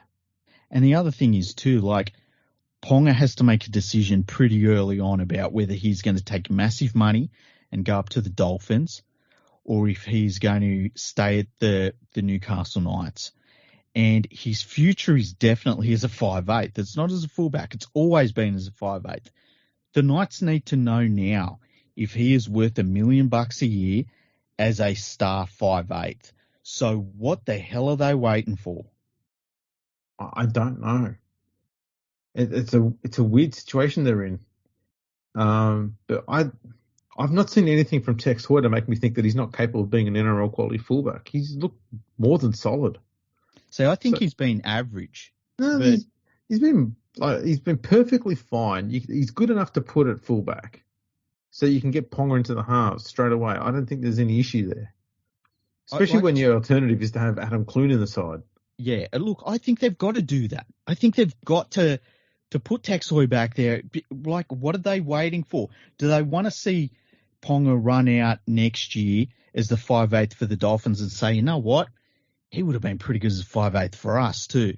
I know. And they've got options. Like they can put Gagai at fullback if they want. Mm-hmm. Bradman Best, I think they flirted with the idea of having him there. Mm-hmm. They did have Stafford Toa at the club before the Tigers picked him up in the off-season. Very late in the off-season. Actually, it was so far late in the off-season, it might have almost been pre-season. So pretty normal for the recruitment of the Tigers. But they could have done that. So they had options everywhere to have a fullback in place, and they just didn't. And it's weird. Yeah. So they've got if they don't have Ponga in the halves, then Clifford's either going to have Kurt Mann or Adam Clune as his halves partner, and neither of those really fill you with any sort of excitement. Mm-hmm. One's a fill-in half, kind of a Matt Moylan half, and that's Kurt Mann. The other one is Adam Clune. Yeah, exactly. And look, Jake Clifford, I thought when he got there last year, he was pretty good. I thought he played better than he did at the Cowboys. And I can see him becoming their long-term halfback. But I don't know. I just think that there's a lot of questionable decisions about recruitment and who they're actually going with. And I just think they're going to slip backwards from where they were. I hated everything I saw from them last year. I really did. I thought there were so many warning signs. And where they ended up was, almost in spite of everything. So I think they're going to slip back this year. Yeah, I mean, I do too. I think I put him 8th because I ran out of places to put him. Mm-hmm. So it's pretty generous. They've picked up Gagai and Clune. They've lost Mitchell Pearce, Connor Watson, Josh King, Shibasaki, Blake Green retired, and Stafford Toa to the Tigers. Tyson Frizzell needs to lift his fucking game. Clemmer, I don't think he needs to improve a great deal, but he definitely does need to improve. And Adam O'Brien's got to change something, man, because he's just stale. And it's hard to call a new coach who's only been there for 2 years stale, but that's just what he is. He really is. And I feel as though if they get off to a really poor start, he's going to be one of the first jobs that's under real threat. Yeah, he's under pressure. The thing that worries me is that they would sack him quickly and then put in place a Danny Badiris or an old Knights player, which is the worst thing they could do. They need outside influence at that club more than most other clubs because they get very insular up there in Newcastle. They really do. All right, next up we've got the Cowboys. The Cowboys. Where have you got them finishing? Last. You know what? I've got them finishing last as well. I made a bit of a change up to my wooden spooners, and I just feel completely helpless for this Cowboys team. I don't know what their plan was. I don't know what their plan is going forward. It just seems like they didn't really have any plan at all. It's such an underwhelming team. Like, you look at it and go, what the fuck? Yeah. It's like they've had some problems for a number of years now with their recruitment and retention, and they got rid of Paul Green, and it's just continued. Yeah. And that's not to say that he wasn't part of the problem. He was. Yeah. But it just goes to show that it's not always the coach that's responsible for the recruitment, because some pretty weird recruitment has continued here. They've picked up Chad Townsend. On pretty big money as well, which makes no sense whatsoever. Why? You had Jake Clifford. And you ditched him for Townsend? Clifford's a better player. Yeah, and younger. Yeah. I don't get it. They've picked up Peter Hiku. Everyone needs another park footballer at centre. At least they've got $1 million player in the centres in Valentine Holmes. I mean, hey, if they wanted another average centre, we've got James Roberts. We've got a production line of him at the West Tigers. Call me. Jermaine Tanua-Brown from the Warriors, that's actually a good signing. Mm-hmm. And Brendan Elliott from Lee. If he's good enough for Lee, then why is he good enough for the Cowboys? Yeah. They lost Michael Morgan, who retired. They kept Cohen Hess. Yeah, that's true. Francis Molo's gone to the Dragons. Corey Jensen to the Broncos. Justin O'Neill retired. Shane Wright went to Salford. Peter Holler went to Canberra. And Javid Bowen retired. Man, it's going to be a long season at the Cowboys. Look, through the middle, mm-hmm. they're going to be solid through the middle with Tanoa Brown, McLean, and Tormalolo there with Reece Robson at hooker. Mm-hmm. Tabuai Fadau running off the back of those can be threatening. Yep. That's pretty much it. That's it. Yeah. I don't see much else. You gotta hope that. Sorry, go on. I was going to say, I saw this weekend that they've named Tormalolo back at lock. That's the only smart decision you can make in that side. Pretty much, yeah. I was going to say they've got to hope that Tom Dearden this year finds whatever they saw in him. You know, he's been all right in some games, but he hasn't really shown a lot of the promise people had in him when he was at the Broncos. They've just got to be hoping that something clicks with him so that they can build around him. It feels like they're going to move Taumalolo on, which is really weird. It just looks like a club that they're starting the season, and a lot of it you could move on right now. Yeah, I wonder if they're thinking that Taumalolo for 10 years is too much for them right now. Not the fact that it's Taumalolo, but how long they're tied into that contract for. I think they're looking purely at the numbers, and they're not looking at on the field. That's where I think they are at the moment, which is the problem. And I think the other thing is too, like, he's on big money because he deserves it. Yeah. And they've really got him and not too much else in that side. And they're looking at him thinking, man, if we didn't have him on our books, we'd have like probably a couple of $1 million to spend on players, which we desperately need. It's kind of like when the Tigers were trying to get rid of Robbie Farah. Like, he was the club's best player at the time. But, costing a lot of money. Not because Farah did anything wrong. In the same case here, not because Taumalolo did anything wrong. The club agreed to that large sum of money. Yeah. Now they're trying to have their cake and eat it too. And, like, he's worth it. Like, I would say, every single club, if you get a phone call and you're asked, like, what do you think about Taumalolo? Would you like him in your side? Clear the decks. Like, get rid. There's probably, I reckon, 5 or 6 players in the entire competition. I would say hold on to them over getting rid of them and getting Taumalolo instead. Like, especially if you can convince the Cowboys to pay half his salary. Imagine if you could get Taumalolo for $500,000 a year. It'd be a steal.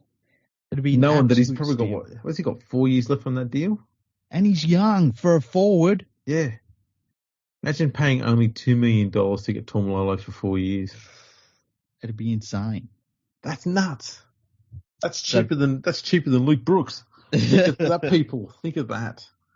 But so, to miss the top 8, Palmerbet has the North Queensland Cowboys at $1.16, so they're heavily favourites to miss the top 8.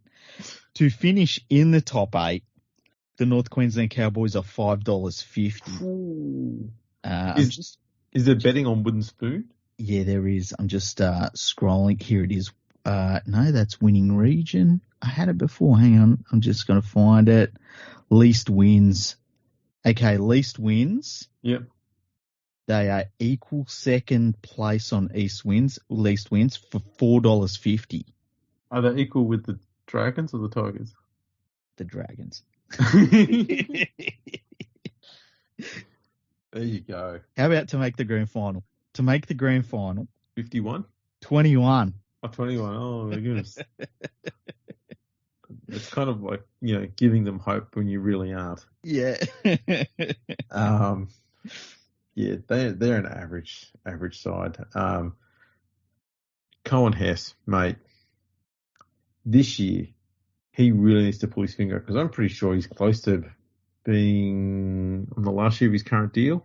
I thought he was off contract last year and they re-signed him. Oh, he might have done, but I don't think it was a long deal that they signed him for if they did. But yeah, he needs to pull his finger up because his next club, if it's not the Cowboys, is something in England. And the way he's going, it won't be a Super League team. Nah, he'll be playing for Featherstone or something. Like, it's going to be a shocker. But yeah, they've got a new coach up there in Todd Payton. He got there last year, and the first thing he seemed to do was really stop using their best player as much as possible. Yeah, I understand where he's coming from that. He's pretty much saying we can't be a one club player, and he's right. You can't be. But unfortunately, that's what the Cowboys are right now. Mm-hmm. And if you're going to make signings like this, then you can sign yourself to continually being a one-club player. Mm-hmm. These are some of the worst signings I've seen. Tanoa Brown is the only good one. Yeah. The rest are either not necessary or bad.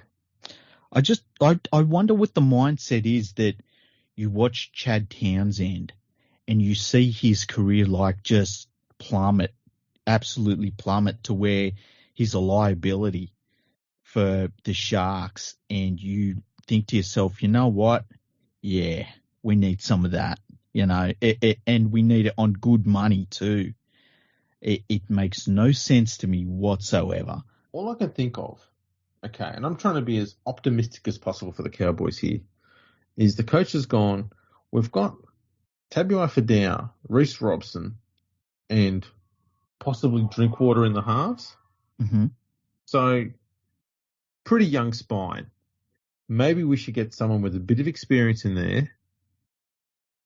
That could be a good thing. Townsend has a reliable enough kicking game. And his passing game's not too bad.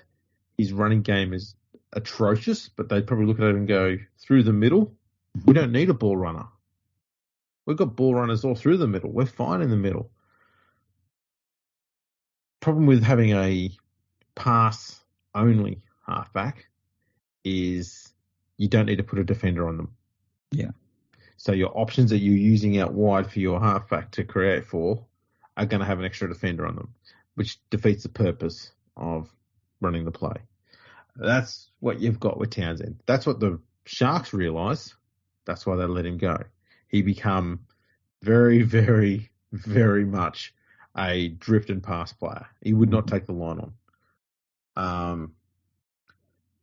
So they're just looking for their basics. Decent enough cooking game and can pass. They're not looking for playmaking there. They're just looking to play pretty much the most basic structured football they possibly can and hope that that leads to improvement that they can build upon. That's all I can see from this Cowboys team, what they're trying to do. And if that is their goal, then I think they'll achieve it. Will it get them wins? Not really. But if they're building from the ground up and they want to start at that level, then they're working in that direction. That's about it. But I don't think teams should be going that far back to basics. That's too far back. Yeah, that's crazy. That's crazy. Really tough season for them. I had the West Tigers coming last for most of the off season, but last minute I've changed my mind. I look at this Cowboys team and they've got nothing. The reason why it's hard to have the Tigers last behind them is the Tigers know how to fluke wins better than the Cowboys do. Yeah. Like the Tigers will fluke 8 wins a year. I'm not sure this Cowboys team can get 8 wins in a year. No. That's the difference. Yeah, I think that the Cowboys, it's like they're at almost Bulldogs levels over the last couple of years with Taumalolo there as well. Yeah. You know, that's where they're at. Yeah, it's not pretty. Yeah, they've got to get, if they can get Cohen Hess to pull his finger out, then you start to have an option on one edge. Mm-hmm.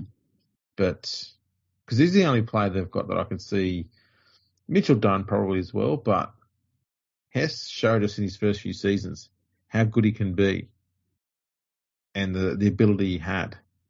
If he can find that again, then yeah, they've got to throw it out wide. But do I think that he's got it? No, I think he's done. Yeah, I don't know what happened, but I think he's done. I gave up on him. He's one of those players that I was just out on. Yeah, he's done. Next up, Parramatta. Well, have you seen all of the hype around Parramatta over the last couple of days? Like, this is pretty sure I'm going to say, I'm pretty sure they're going through the season undefeated. Yep. And they're going to win 12 premierships this season. It's going to be amazing. Their first premiership in 36 years, I believe.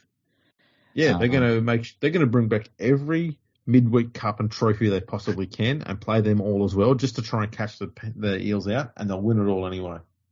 Junior Paulo is the best all-round prop forward maybe in the history of the game, according to assistant coach Michael Ennis. He would know. Hey? He would know. Well, he's played alongside some of the best forwards in the game over the last, 15, 20 years. Yeah. So to put Paulo as the best all-round forward, that's pretty high praise. Yeah. Yeah, big rap. Where did you have the Eels finishing? I've got them 5th. I have them in 4th. Yeah, see, I'm assuming that injuries are going to be less cruel to them this year because they did screw them around a bit last season. Mm-hmm.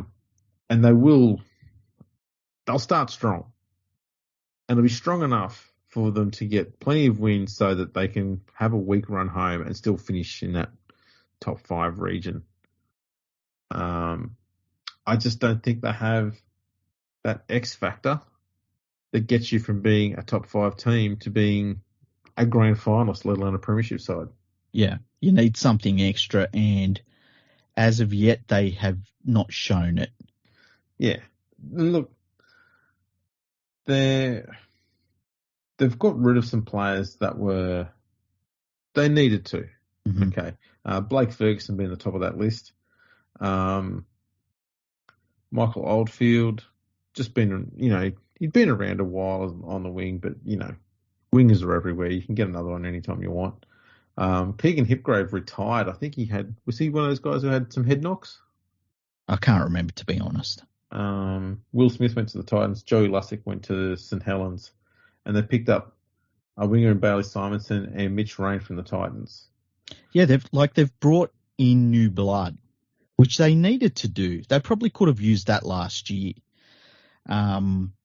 Look, the core of this team has been together probably longer than the core of most teams in the NRL. So I can see where they're confident, but until they can show me that they can lift to that next level in games that really matter, I'm not buying. Yeah. As I said, I see them being strong all year, pretty much, on the ladder anyway. But I've got no faith in them doing anything when the finals come around. Now, on Palmerbet, they are $13 to win the minor premiership, which is, that's huge odds on that. So Palmerbet doesn't really see them as minor premiers. To be premiership winners, they're at $13. To miss the top 8, which it'd have to be a disaster for that to happen, they're $2.45. That seems rather short, to be honest.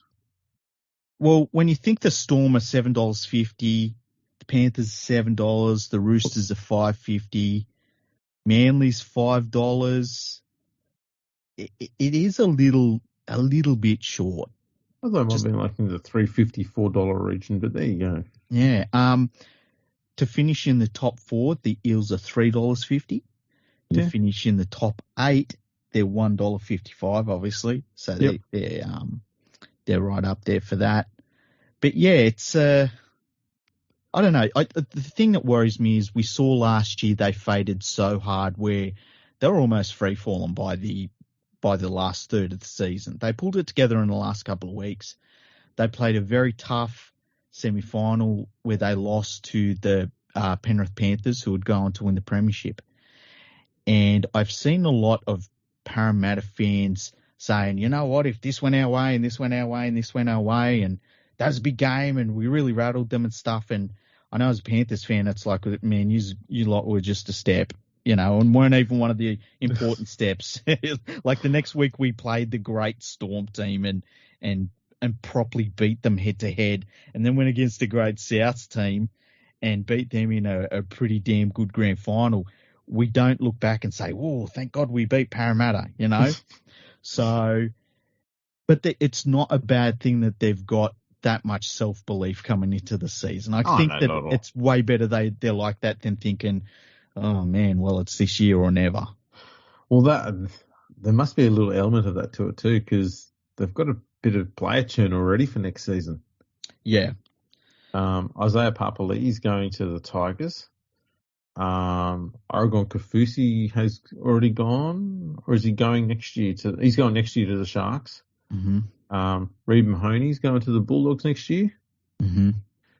Cattle's starting to leave. Yeah. That's not good.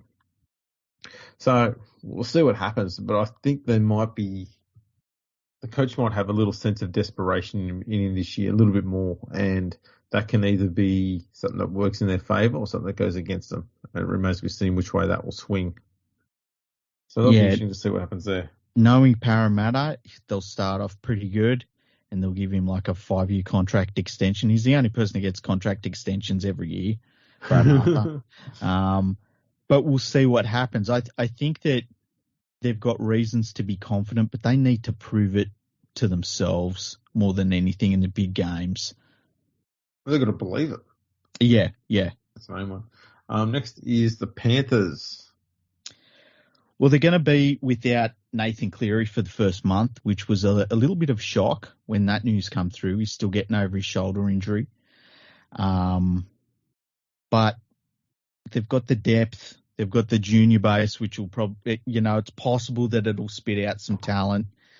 Their defense is fantastic. We know that. The big question mark really for them is, do they still have the hunger after winning the grand final? And you never know that until you get through the season and you're like, oh, they're a bit soft this year from winning the premiership. And sometimes you can look at a team that's won the premiership and say they're worn down from it. And that happens more often than not. The reason I would wonder if they're a little bit complacent after winning the premiership is just because they're so young. I think that could sort of slip into their mindset a little bit. Outside of that, as a Panthers fan, I'm pretty happy with where they sit. They've kept all of their key players. It's a pretty settled squad. Any players that they lost, they can cover for them pretty easily. And they're in a good position for it to go back to back. Yeah, absolutely. I'm finding it hard to see any team that's better than them, to be honest. I don't think any team's improved enough to be better than them. The only reason I didn't pick them as minor premiers, I picked them second place. The only reason I didn't do them as minor premiers is I just think the Storm have that. They know as a club how to keep things rolling through Origin and things like that, whereas a lot of it's still new for the Panthers. So I think that they will suffer a little bit more during Origin than the Storm will. They're on the same level of betting as the Storm on Palmerbet at 450. So them and the Storm are 450 for the minor premiership. To be premiership winners, they're a little bit behind the Storm. So the Storm are at $4.80 to be premiers. The Panthers are at $5.50. To miss the 8, you get $7. Can you imagine how bad a season it would have to be for them to miss the 8? Ivan Cleary would be yawning. Oh, yeah, he'd be getting so tired. The only time I've seen a team in any sport, well, I guess the Lakers this year are a little bit like that, where it's like people were talking them up and then they could miss the playoffs. But I remember the Dallas Cowboys in the late 90s. There was one year where it was like, okay, Cowboys season, here we go. And it just fell apart really quickly and it was all over. It was just all over all of a sudden, their dynasty. To finish in top 4, $1.65, obviously short odds on that. To finish in the top 8, $1.09. I mean, you're not going to get much on that. So No. Palmerbet has them as one of the top 2 teams basically in the competition as well. Absolutely.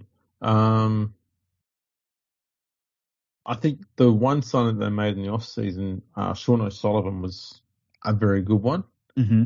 He's a pretty solidly skilled halfback, and he will be good enough to help the Panthers through any period where they don't have Cleary there. He's got a pretty good kicking game on him. He's got a reasonable enough passing game as well. Yeah. So he should be fine, I think. They've obviously not been too active in the market, but they have lost some talent, which does happen after you win a premiership. Everyone wants a contract upgrade, obviously. Yep. So they've lost Matt Burton, Brent Naden, Kurt Capewell, Tavita Pangai Jr., Paul Momorowski, and Tyrone May, who's gone to Catalan.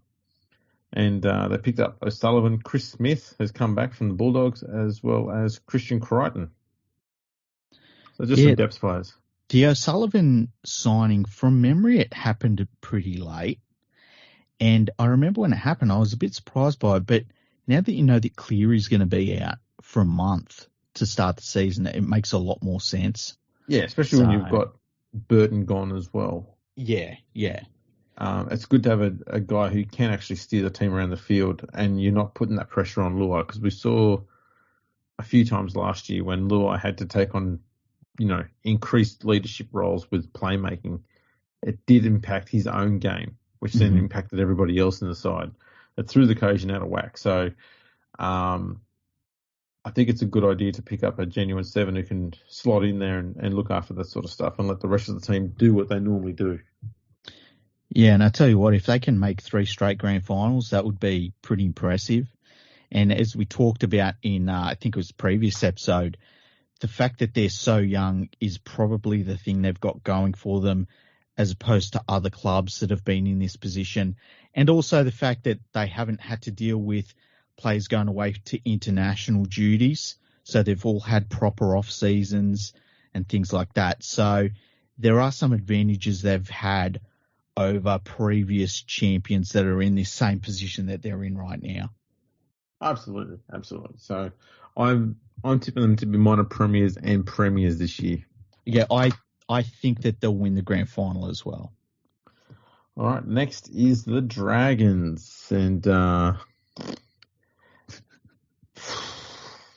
this is another rough one.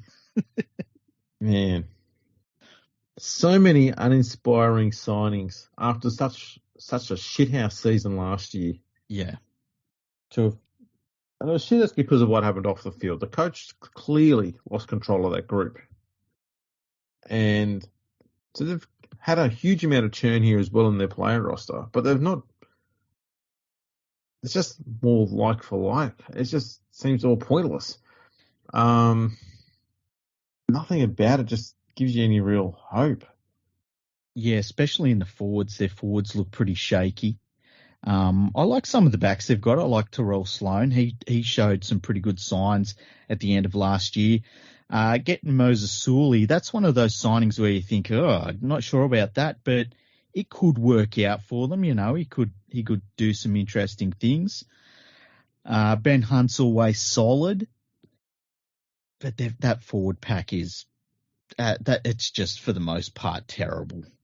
It's got weak real fast. Yeah. It was only 2 or 3 seasons ago they had one of the best packs in the comp, and then it's just got this. I also like Lomax and Ravalawa. They've got that really strong combination out on that right edge. A ton of points. I would not be surprised if close to half the Dragons' points in the last 2 seasons almost, if not 3, have been scored by those 2 players. I think Dufty probably has a fair whack as well if you put those 3 together. They've definitely scored more than half the club's points, which is nuts.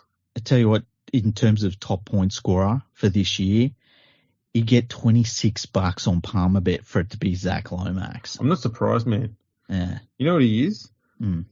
You know how Jared Croker, your old mate, has a knack to score tries, and he's a pretty decent goal kicker as well. Mm. Lomax is like that, but he's actually a better player with a lot more skill. Mm. A very good passing game for a young centre. And he's just one of those players. You just get those players that just know how to score just a shit ton of points no matter what happens. Yep. He just does that. So yeah, and I've got huge raps on him. I'd actually like to see him at this stage go to another club that's better run. You know, it sucks to say that, but I agree with you. Like, I wonder how he would go if he went to a club like, even just Manly, somewhere like that, where they know how to have a player like that and really utilise him in the best way. He's in a rebuilding situation here at the Dragons, and that's obviously not an ideal situation for most players. But yeah, he's a pretty handy player. I like him. I've got huge raps on Lomax. I think he's great. And yeah, him and Ravalawa on that right edge is insane. I wouldn't be surprised if they play Mbai at 5'8". He's not hugely skilled, but I think he's just steady, and that's probably not a bad thing for Ben Hunt. Like Mbai can kick, which helps. Because it takes just a little bit of that responsibility off Hunt. He can run. He's played a bit of fullback, so he knows how to, run with the ball. He's not scared to do that. So that's another handy asset there. There's not a huge amount of upside to Moses Mbai, but he does just enough of the things he needs to be able to take just a bit of pressure off Hunt so that Hunt's not just constantly being smashed by opposition defences, then it might be enough to free him up to be a little bit more threatening. Mm-hmm. But that's the only reason why you sign Mbai. It's not because you think Mbai's great. It's because he can help your better player get away with doing what they do and be more effective at it. If that makes sense. Yeah. It's, and Hunt, I mean, I think Hunt's a really underrated player. He plays bloody hard, and he's one of those halfbacks that doesn't mind really getting roughed up either. Like, he'll go at the line if he thinks he sees an opportunity. He's one of those blokes who can be both classy and rough as guts at the same time. Yeah. And look, that's why he ends up playing hooker for Queensland sometimes.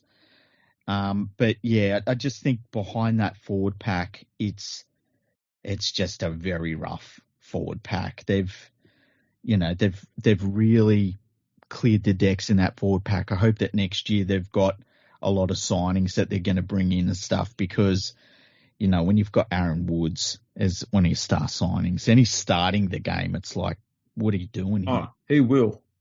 He will start most of the games this year. What was it they got? DeBellin came back, and we weren't going to his off-field antics, but he came back and he went from being, and this understand, went from being a test player, a very good back row / lock, and he was very pedestrian last year. Even after he's got plenty of game time on his legs and he's back into the routines and everything like that, it looked like the game had gone past him. So it'd be interesting to see how he's gone after a full off season, but I don't know. It's not a very inspiring forward pack. It really isn't. It's going to be a rough season for the Dragons. Looking at some of the betting odds for them to finish in the top 8, they're $3. They're one of the worst teams there. And to miss the top 8, they are $1.40. That's actually pretty good value. That's pretty wide. Yeah. I you know what? That is really good value, because I don't think they're going to get anywhere near the top 8. God no. They're going to be. I think they're going to be in contention for the wooden spoon. Yeah, so do I. I think there's a clear-cut bottom 3 teams this year. Mm-hmm. So, and they're one of them, definitely. Absolutely. So they've picked up Jaden Sewer, Francis Molo, George Burgess, post-op, Moses Mbai, Moses Sully, Aaron Woods, Jack Gachewski, Tuatau Moga, and they lost Cameron McInnes. That's actually a bigger loss than a lot of people care to realise, because he was kind of one of those heart and soul type players. Mm-hmm. We also lost Matt Duffy, which is just nuts. Jordan Pereira, Adam Clune, Paul Vaughan, Kade Ellis, Braden Williami, Corey Norman, Gerard Beale, Billy Britton, Hayden Lomax. And Billy Britton's another one that they probably should hang on to, because he's a pretty talented hooker from memory. And they've got Andrew McCulloch, who is at the other end of that scale. Yeah, we were talking about McCulloch's career being done when we started the podcast 381 episodes ago. But he played okay last year. He was okay, but I mean, they lost Cameron McInnes very early last season, both to injury and then known that he'd signed with the Sharks for this year. Why would you then get rid of your other breaking, Billy Britton, who is a very talented young bloke? Like, you've got no one now. It's just weird, the recruitment there. Yeah. I don't know why you get rid of Matt Duffy, one of your premier try scorers and best attacking weapons. But they do have Sloan. They do, but I mean, it's not like Duffy was rubbish. No, he was fine. He'd done more than enough to deserve a spot there. Mm-hmm. And a team like that was really, really poor. Yeah, it was strange, wasn't it? It was like, what's this guy got to do to get on your good side here? And it was clear that they just were ready to move on from him. Yeah. Which I would take him at the Panthers right now at fullback. Oh, I wouldn't be surprised. He's a very good ball runner. Very, very good. And he can chime into the back line beautifully. I don't know why they wanted to get rid of him. Made no sense to me, but there you go. Next, we're up to the Bunnies. The poor old Bunnies, their window was last year. Yeah, I've got them dropping a bit. I've got them. Where'd I put my phone? I've got them at 7th. I have them at.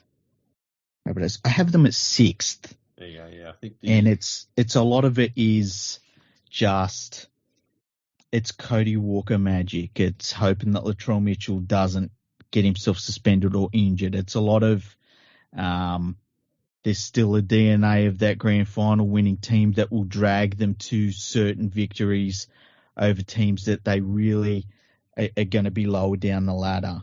But to lose Adam Reynolds, just the Adam Reynolds loss, it's tough. It's heavy. Mm. Makes me wonder if they're planning on making a play for someone else next season. What if they put in a big offer for Ponga? See, that's the thing. I'm not You're sure not a big fan of him, are you? Compared to I don't mind him, but I don't think he's what South want because he's a genuine 6, and they've already got Cody Walker. Mm-hmm. Like, you can't play Walker or Ponga as halfback. Yeah, but what I'm thinking about is I think that they're both talented enough to make do, and I think if you can get a young playmaker, you get him. You just get him. If you feel like he's talented enough, just grab him. For me, there's nowhere to put him. They've got like Taffy. I don't want to pronounce his surname. We'll figure that out one day. He looks like he could be their long-term halfback option because you've got Latrell Mitchell at fullback, obviously, Cody Walker at 5'8". They don't really have much wriggle room there in the spine. So, and I don't. If you put Ponga in there, who's going to be your playmaker? Because neither him or Walker are playmakers. Yeah. And that's the problem they've got if they go after him. So I don't think they will chase him. I think they're going to be chasing somebody else who might be off contract, but I don't know which halfbacks are off contract. There's got to be someone, though. And they've got to decent. Be whoever it is. They've got to, if they come in next season, they've got to be ready to rock and roll. It can't be like, well, this dude is good. He's going to be good in 2 or 3 years. It needs to be like we're going one last shot at it. Let's see if this gets picked up in the media. What do you reckon? South sign Luke Brooks? No. Watch the media go with it. Well, yeah, probably. I would. You know what? If Luke Brooks become available during the season to Souths on an okay deal, I wouldn't be against them picking him up.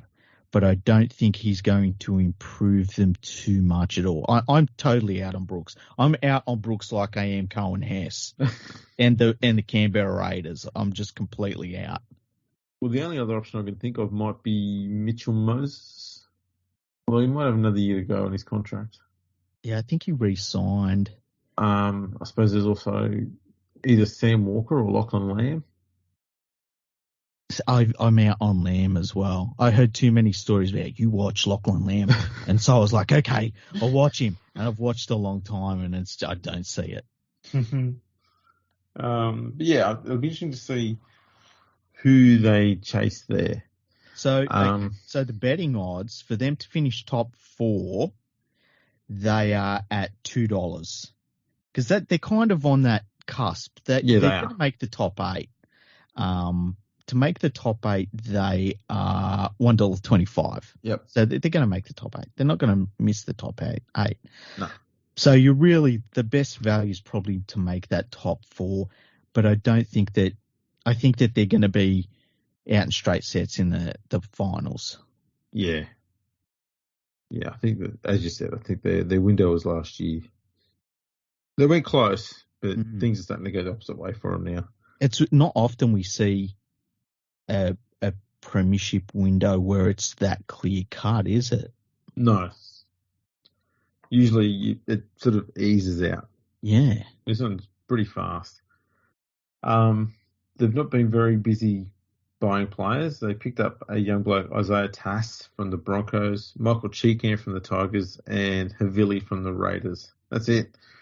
They lost Adam Reynolds, Braden Burns, Jaden Sewer, Benji Marshall, Dane Gagai, Patrick Mago, Josh Cook, Brock Gardner, Troy Dargan, Steve Masters, and Tauto Moga. Yeah, there's some losses, some real losses there. They've cleared some decks. Yeah. There is a bit of money in there. So yeah, you should see they go after. Yeah, it really will be. No, I wonder if they end up with Taumalolo. I reckon they're going to chase the 7. I don't know who, but I reckon that's what they're working towards. What if Taumalolo has a kicking game? We don't know it. Even if he doesn't, I just want to see him at 7 now. I know. Would you be shocked? Would you be shocked if Taumalolo was like ridiculously talented like that? Oh, fuck no. No. I wouldn't be surprised if Taumalolo knits his own socks. That guy is just he's an absolute weapon. Up to the Roosters. Yeah, absolutely decimated by injuries last year, and possibly the cruelest manner we've seen for any club in a long time. Yeah, it was crazy. Just if you look at just the players that they lost from head knocks alone, it was crazy. I've got the Roosters. I don't think I'm definitely not as high as a lot of people are. There's a lot of people saying they're premiership favourites and they'll win the minor premiership and stuff. I think they're going to finish in third. And yeah, I've got them third as well. Yeah, and that's not too much better than last year, really. No. Last year they struggled, because of the injuries, they struggled with consistency. So you'll find they had an awful lot of 2 wins and a loss, 2 wins and a loss. And they never really properly got on a roll. And that was because just so much player turnover due to injuries, and a lot of it were key players in key positions as well. So it's very rare that you have 2 seasons like that in a row. So I'd imagine that they'll be largely fully fit and raring to go this year. I can't remember the last time we saw a team have 5 prominent players retire in a season. So they had Jake Friend, Boyd Cordner, Josh and Brett Morris, and Dale Copley. Yeah, normally you see that in a team that's been really good for a long time, and then everyone retires at the same time. But theirs was lots of injuries and things like that. It was crazy. Yes.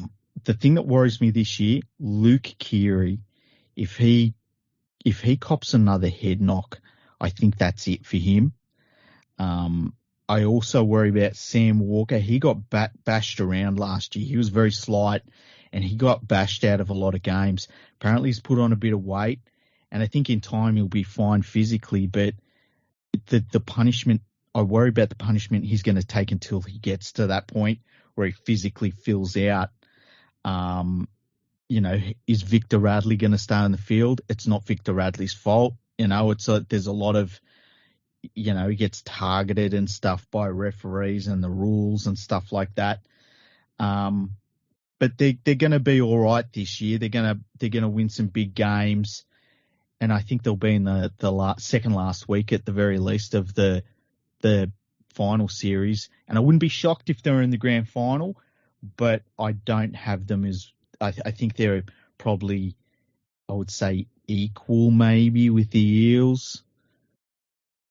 Yeah, they're in and around that area there. I think they've got enough big name players who have done it enough times to have that experience to be more clutch in those important games than Parramatta does. So Palmerbet has them equal second favourites to win the premiership with the Panthers. They're at $5.50. To win the minor premiership, they're third favourites and also at $5.50. To make the grand final, they're third favourites once again at $3.25. So, that's the area you're looking at with the Roosters. Yeah. So they've had, again, not much when it comes to player turnover. There's the 5 players that retired. that I mentioned before. The only other losses they had was Isaac Liu went to the Titans and Matt Ikuvalu went to the Sharks. So, yeah, not too bad. They picked up Connor Watson from the Knights, Renato Tony from the Bulldogs, and Paul Momorowski's returned. Yeah, he's a solid signing. He's a good replacement for Ikuvalu. He's a good backup goal kicker as well. Can play centre as well. Mm-hmm. So a bit of versatility there where they need it. I wouldn't be surprised if they play teenager Joseph Suwali on the wing predominantly this year. Mm-hmm. Problem's going to come is if this kid comes along and he's absolutely as good as the media says he is, what do they do with Tedesco as he approaches 30 years old? Do they move him on or do they stick by him? I feel like they would stick by him, but you know what the Roosters are like? I mean, the Roosters absolutely love you until they shove you out the door really unceremoniously, like it happens quickly. Yeah, they love you until they find someone better than you. Yeah, and then you trash to them. That's right. It will be interesting though. I have a feeling he's going to end up being a centre. I don't know why, but it's just something tells me he's going to be a centre. I think that because of his size, for me, I think that's his future. But we'll wait and see. Yeah, it'll be interesting to see what goes on there. Mm. Very good squad though across the park. They're going to be pretty tough to beat. Next is the Warriors. The Warriors. Poor old Warriors. They haven't been home yet. No. And I suppose they're all sitting in Brisbane waiting for the news to go bad. Yeah, like just every single disaster has just affected them, you know. It's terrible. Look, I've got them finishing 13th this year. I have them finishing, let me see. I've got them finishing 13th as well. I think that they'll be a little bit better than last year, not too much. I think they'll be a little bit more consistent. I can't fault them. I like a lot of teams I would start smashing and stuff. This is a team that's going to plays and saying, hey, we would like to recruit you. We think we would like to be in New Zealand, but we might be, you know, in Brisbane or we might be on the Gosford or, you know, we don't know where we'll actually be. And it's just got to be such a terrible way to recruit players. Oh. So I think that they just got to, it is what it is, you know? Yeah, it's really hard, especially trying to attract players who are, New Zealanders. Because the beauty about having a New Zealand team is if you want to attract the elite New Zealand players, you can appeal to them by saying, why don't you just come home? Mm-hmm. And they can't do that for the last 2 years, and that's taken a lot from them. They've had some. They've been busy in the cleaning out their squad, so to speak, because they've let go obviously RTS, Chad Townsend. They only had him for about 3 months. Yeah. Kane Evans, Lisa Narmia, David Fusatua, Sean O'Sullivan, Paul Turner, Peter Hiku, and Jermaine Tanua-Brown have all left, and they picked up Aaron Penne, Sean Johnson, Ash Taylor, and Jesse Arthurs. And you know what? It's just keeping their head above water at the moment, and I think considering the situation they're in, they're actually been playing pretty damn good, and they've got a pretty damn good squad that they've kept together, considering everything. In terms of the betting markets, they're fourth in line of the least wins this year, and even then they're at $8.50. So, you know, Palmerbet doesn't have them winning the wooden spoon. To miss the top 8, they are at $1.25. So obviously that's very favoured to miss the top 8. To make the top 8, they're at $4.20, which is, you know, pretty much out there. But they're in such a no-win situation. I feel sorry for them. Yeah, look, just hope that they get to go back home and actually play games there this year. That's the only thing I want to see. Yeah. Their 3-quarter line's not exactly brilliant either. I mean, it looks like it could be Montoya and DWZ on the wing and Aiken and Pompey in centres. Yeah. They'll have Reece Walsh, we'll see how he goes this year when he's back there at fullback. I think he's going to be really good with Harris DeVita at 6 and Sean Johnson at 7. I think that's actually going to work really well with Walsh. So, yeah, it'll be interesting to see. They've also got plenty of big bodies on the bench, so they've got some good forward rotation there. So going through the middle shouldn't be too much of a drama, but yeah, the edges looks a bit, how you going? I will say this, they've got, if they can get back to New Zealand towards the end of this year and hopefully mid-season so that they can then recruit and say, we're home, the pandemic's over, travel's open again, and this, we're back in business. Yep. And then they can properly start recruiting again. They've got a decently solid base to build on, considering everything they've had to deal with. It's kind of crazy. It's really shown how strong the Warriors as a club have become from where they used to be. We've seen Warriors teams that were probably more talented than this one by quite a long way who would have fallen apart in this situation. Now, I've got to ask though, do you reckon they're working on creating one of the more hated teams? Because they're going to have Adam Fanua-Blake and Matt Lodge in the front row. And they've just picked up Dylan Walker.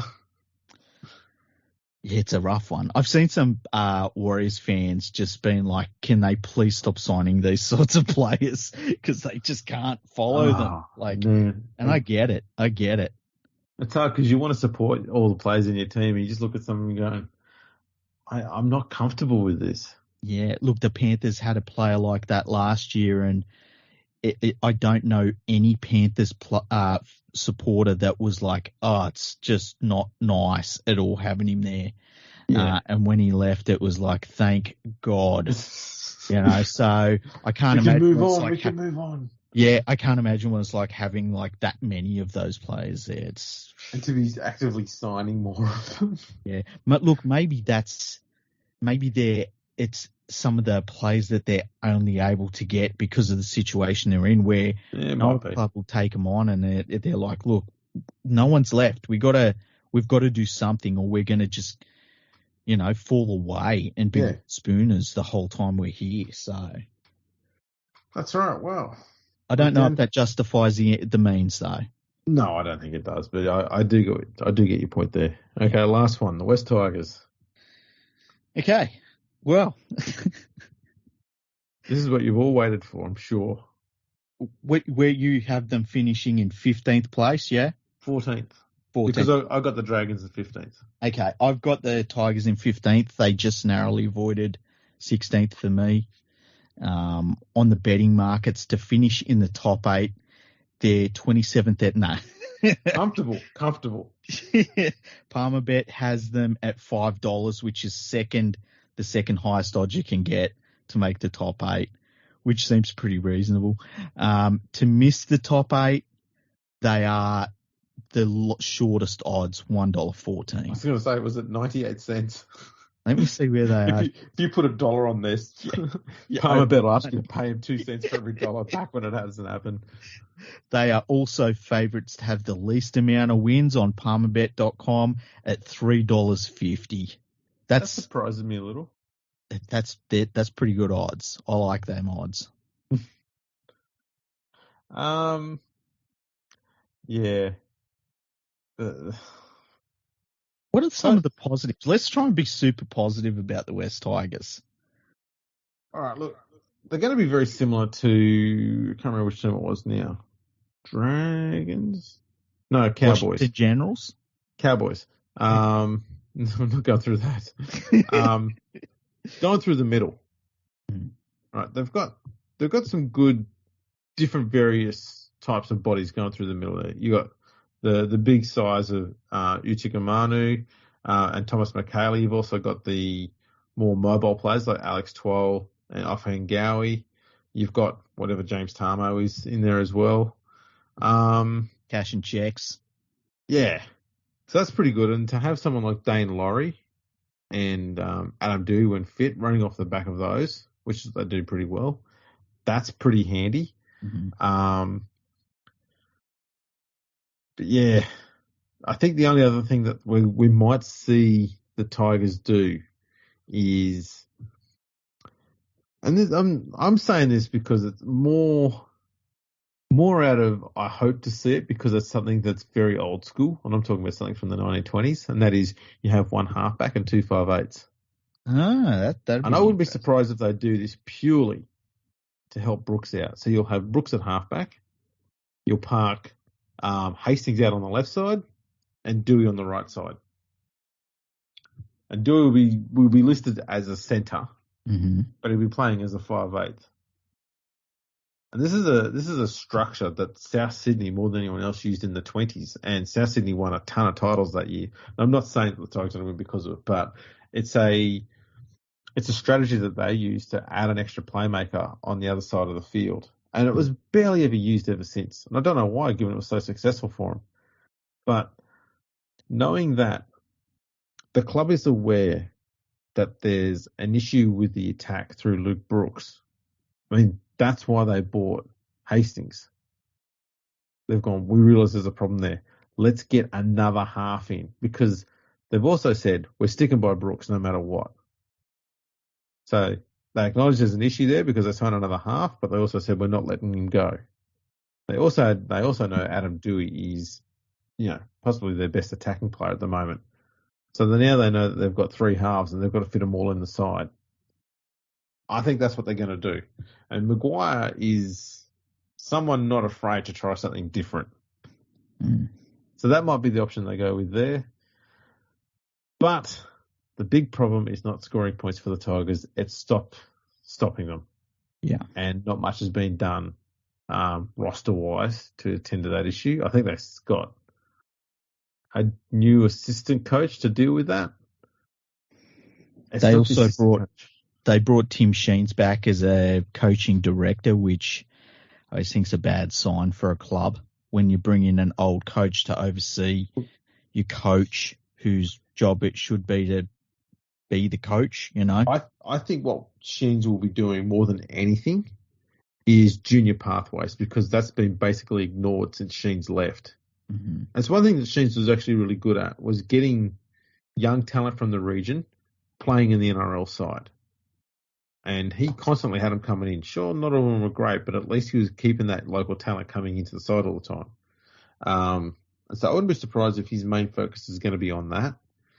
But yeah, I think they brought in, there's a former Bulldogs player from the 80s and 90s has been brought in to do the defence, I think. Okay, I don't know. I think that's who it was, though. The problem here is not the coaching Peter staff. Not sure. Could be. But the problem is not the coaching staff. It's a complete lack of communication on the field in both attack and defence. And a lot of that has to come through your halfback and your hooker. And when the Tigers hooker, Jacob Little, is barely on the field because of injury and he's missing the start of the season because of injury, who's talking? No one. So he's just got a bunch of blokes standing around. And if they pull off a tackle and stop a try, hey, that's a good result. We're happy with that. But then, oh, fuck, there's 6 tackles in every set. We've got to do it another 5 times. And look, Luke Brooks is as quiet as fucking you hear nothing from it. And that's his only major fault, but it's the worst fault you can have as a halfback. You can have a halfback that is pretty average in every area, but if they're a good communicator, makes up for all of it. He's as quiet as Jason Taylor in a big game. Yeah. It's just he disappears, and that's why I'm interested to see Jackson Hastings this year, because I wouldn't be shocked if Jackson Hastings kind of bullies Luke's out of the way. And I don't mean like literally. I mean like he just says, look, someone's got to do this job. I'm going to do it. And he starts taking over that role. And I think if that happens, I could see where Luke Brooks immediately becomes available to other teams. And look, I think there'll be suitors. I think, as we said, Souths might look at him. I think the Titans could do worse than getting Luke Brooks in there. He's not going to turn you into a premiership winner, but he's going to do the absolute basic stuff if you haven't got a halfback. No, that's absolutely right. I do worry with the Sheen's influence there that Hastings gets moved to hooker. That would be terrible. Yes, it would be. Yeah. And they'll do that so they can get Adam Dewey at 5'8". And they'll think this would be a great idea. And no, it won't. Yeah, that would be terrible. And I think that Hastings would be pissed off at that. Because he achieved a lot over in England. Like, you can say what you like about Super League, but he did. He within himself will feel as though he's a certain caliber of player and a half. And I think he's backed himself going here to the West Tigers. And so if someone taps him on the shoulder and says, hey, we want you to be a hooker now, I think that would go sideways really quickly. Absolutely. But we'll just see what happens. Well, that's all of the teams. So a couple of other things to wrap up. Yep. Who do you think will win the Dally M Award? Best player. I'll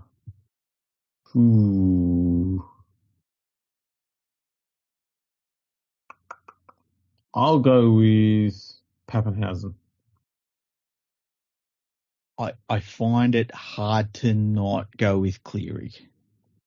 And I know that that's a bit of a homer pick, but he's going to score a lot of points. His problem is going to be the amount of games he misses at the start and at Origin.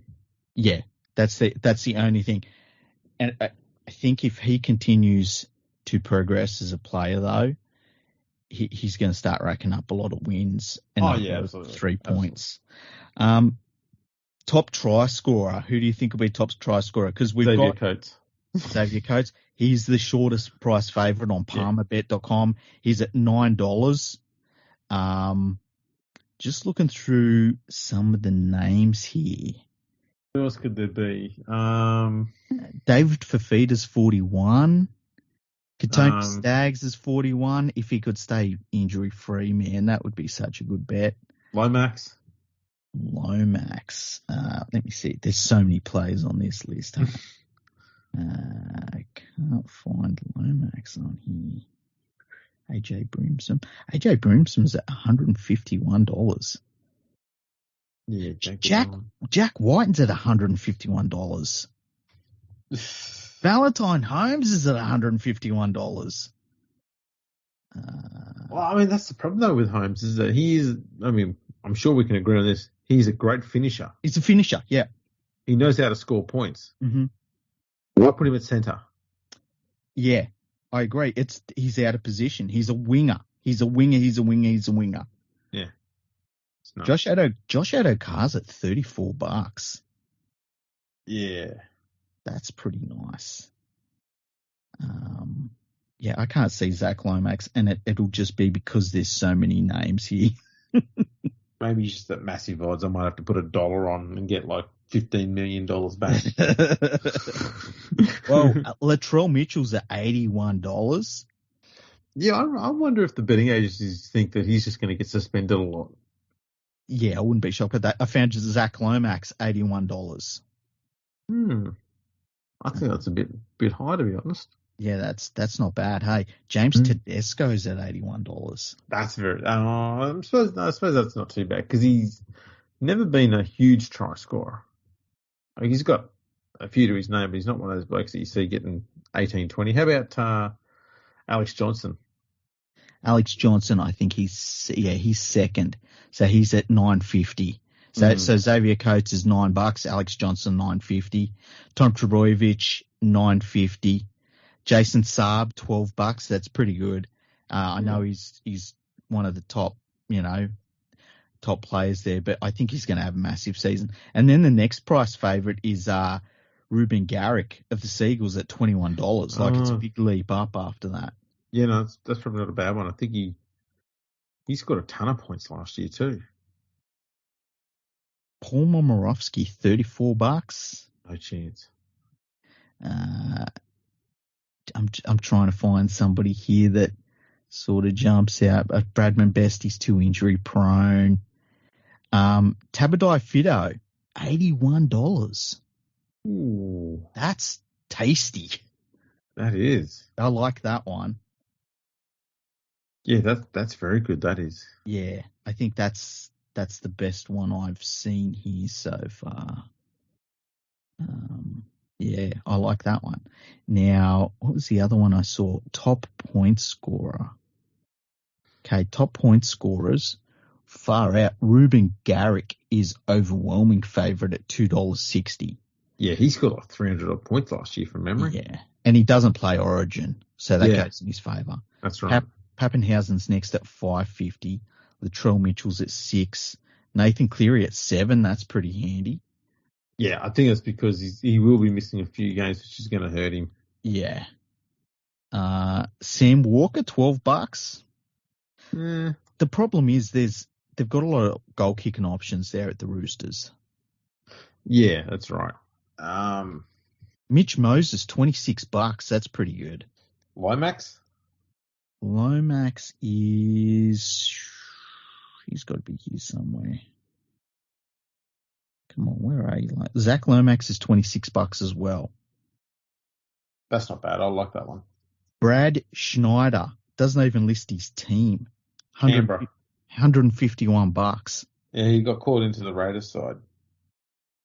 So that's you're taking the bet that the Raiders will have a good year, they'll score a few more tries than you'd expect, and that they don't bring back the turnstile. That's that's a bold bet to make that move because we know Ricky likes Croker. It is, yeah. He loves Croker. I'm just trying to see what's the Quinella, seeing if there's anything.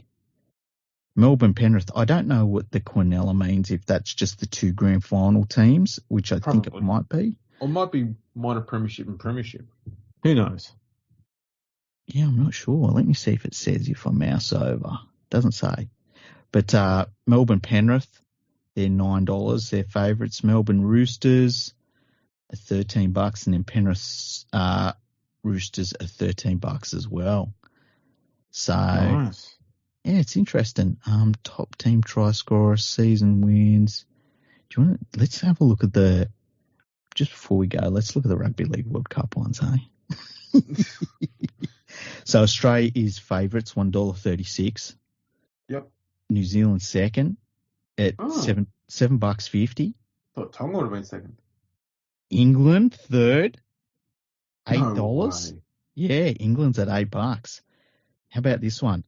Tonga, $12. Oh, get on it. Go to Palmerbet, right? Sign up, put money on Tonga. Samoa, $26. That's pretty nice too. Like if they get a bunch of players that just commit to Samoa, that could work out for them. And then Fiji's $51. PNG, $126. Our friends in Wales, $251. That's not bad. Yeah, that's a lot shorter than I thought. And Jamaica are outsiders at $501. Oh, might go for Jamaica now. What's else going? Oh yeah, should we do our go through this weekend's games? Yeah, we can do that. Right. Matches. Okay, so I got the odds here for this weekend's games. Yep. So tonight, Thursday night, the Penrith Panthers take on the Manly Seagulls. The Panthers are outsiders, 195 to the Seagulls, 185 in the head-to-head. Yeah, I'm going to go with Manly on that one purely because Cleary's not there. But I'm not convinced though. Okay, I'm going with the Panthers still. I think that their defence will shut down the Seagulls. Yeah. What's the next match after that? It is the Canberra Raiders taking on the Cronulla Sharks. The Raiders are outsiders in this one. They're 195, and the Cronulla Sharks are $1.85 in the head-to-head. I've picked the Raiders. I'm going Sharks. Okay. Then the Broncos take on the Rabbitohs. The Broncos are at $3.75 and the Rabbitohs are at $1.25 in the head-to-head. Yeah, I saw Broncos halves for this game, so I'm going South. Yeah, that's... Who did I pick? I think I might have picked the Broncos. Hang on, let me check who I picked, because I want to make sure that I let everyone know who I picked this year. And I sent it to Nadine, because Nadine's putting up our... Oh, no, I picked the Rabbitohs. I thought I might have lost my mind. So then we have the Roosters taking on the Knights. The Roosters are at $1.20. Roosters? The Newcastle Knights are at $4.50. Palmerbet knows what's going on there. Roosters are heavy favourites, and that's no shock. Now, the Warriors take on the Dragons. The Dragons are favourites, though. $1.85 to the Warriors, $1.95. Well, I'll say wow. I mean, my footy tipping has been fucking dire since ever. So, what would I know? I picked the Warriors, I got to say. So, yeah. I agree with you. Now, following that game, we've got the Melbourne Storm are slight favourites ahead of the West Tigers. They're at $1.25 to the West Tigers at $4. Do you know? Mm-hmm. I've got two stats here for you, okay?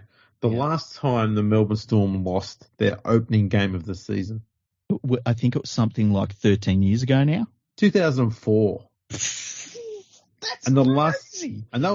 They had the bye in round 1, so they lost a round 2 game. When was the last time they lost in round 1? Oh man, I'm gonna say 2001. Yep. They've not lost a round 1 game since 2001. That's insane. They're such a good club. Do you know, Palmerbet has the line set at West Tigers plus 12.5 points. I would take the Melbourne Storm minus 12.5 points, $1.90 all day. That's money for jam right there. That really is. Oh man, Palmerbet wants us to make them broke. Okay, next game, Parramatta Eels are the favourites over the Gold Coast Titans. Head to head, the Eels are $1.43 and the Titans are $2.85. Yeah, I'm going Parramatta there. Yeah, that's a pretty easy one. And then in the last game of the round, the North Queensland Cowboys are favourites.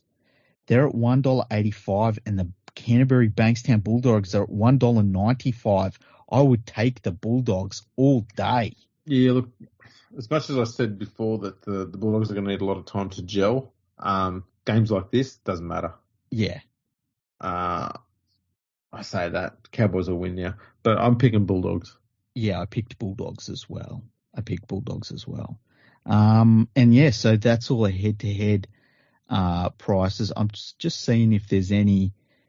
you can get the Roosters at the 13.5 point handicap for $1.85. I don't know about that one. It's, if it's rainy weather, I think they'll definitely beat the Knights. But, it's first game of the season. Are the Knights going to be up for it? I don't know about that one. But yeah, the Storm with the 12.5 point handicap. Damn. Yeah. Take that. I mean, they'll have that 12.5 points racked up after about 5-6 minutes.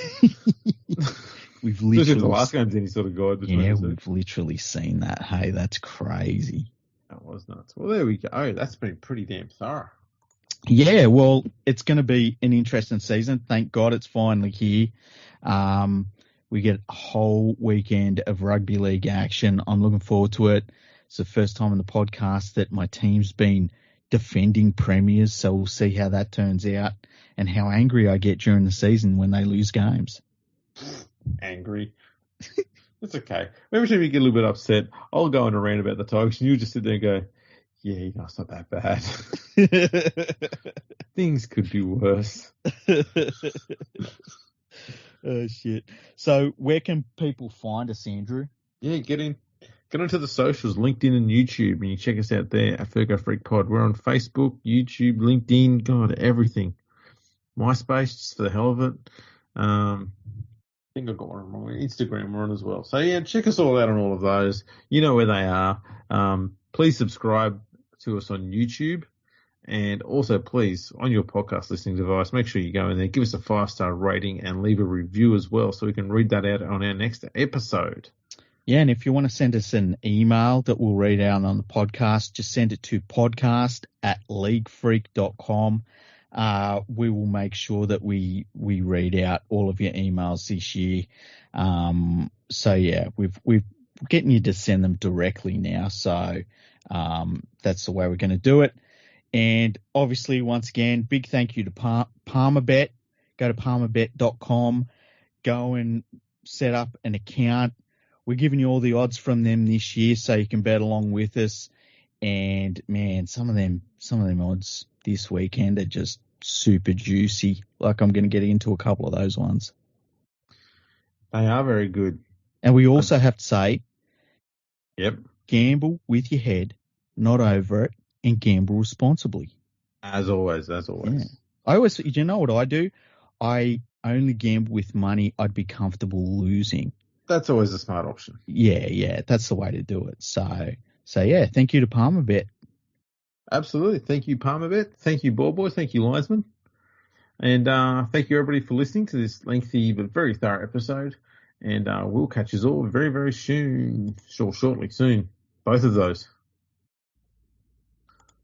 Visit palmerbet.com for all the best rugby league betting odds. From NRL matches to NRLW matches, State of Origin games, and even the World Cup at the end of the year. Palmerbet has the best rugby league betting odds bar none, and they're also the major sponsor of Fergo and the Freak. And always remember, gamble responsibly.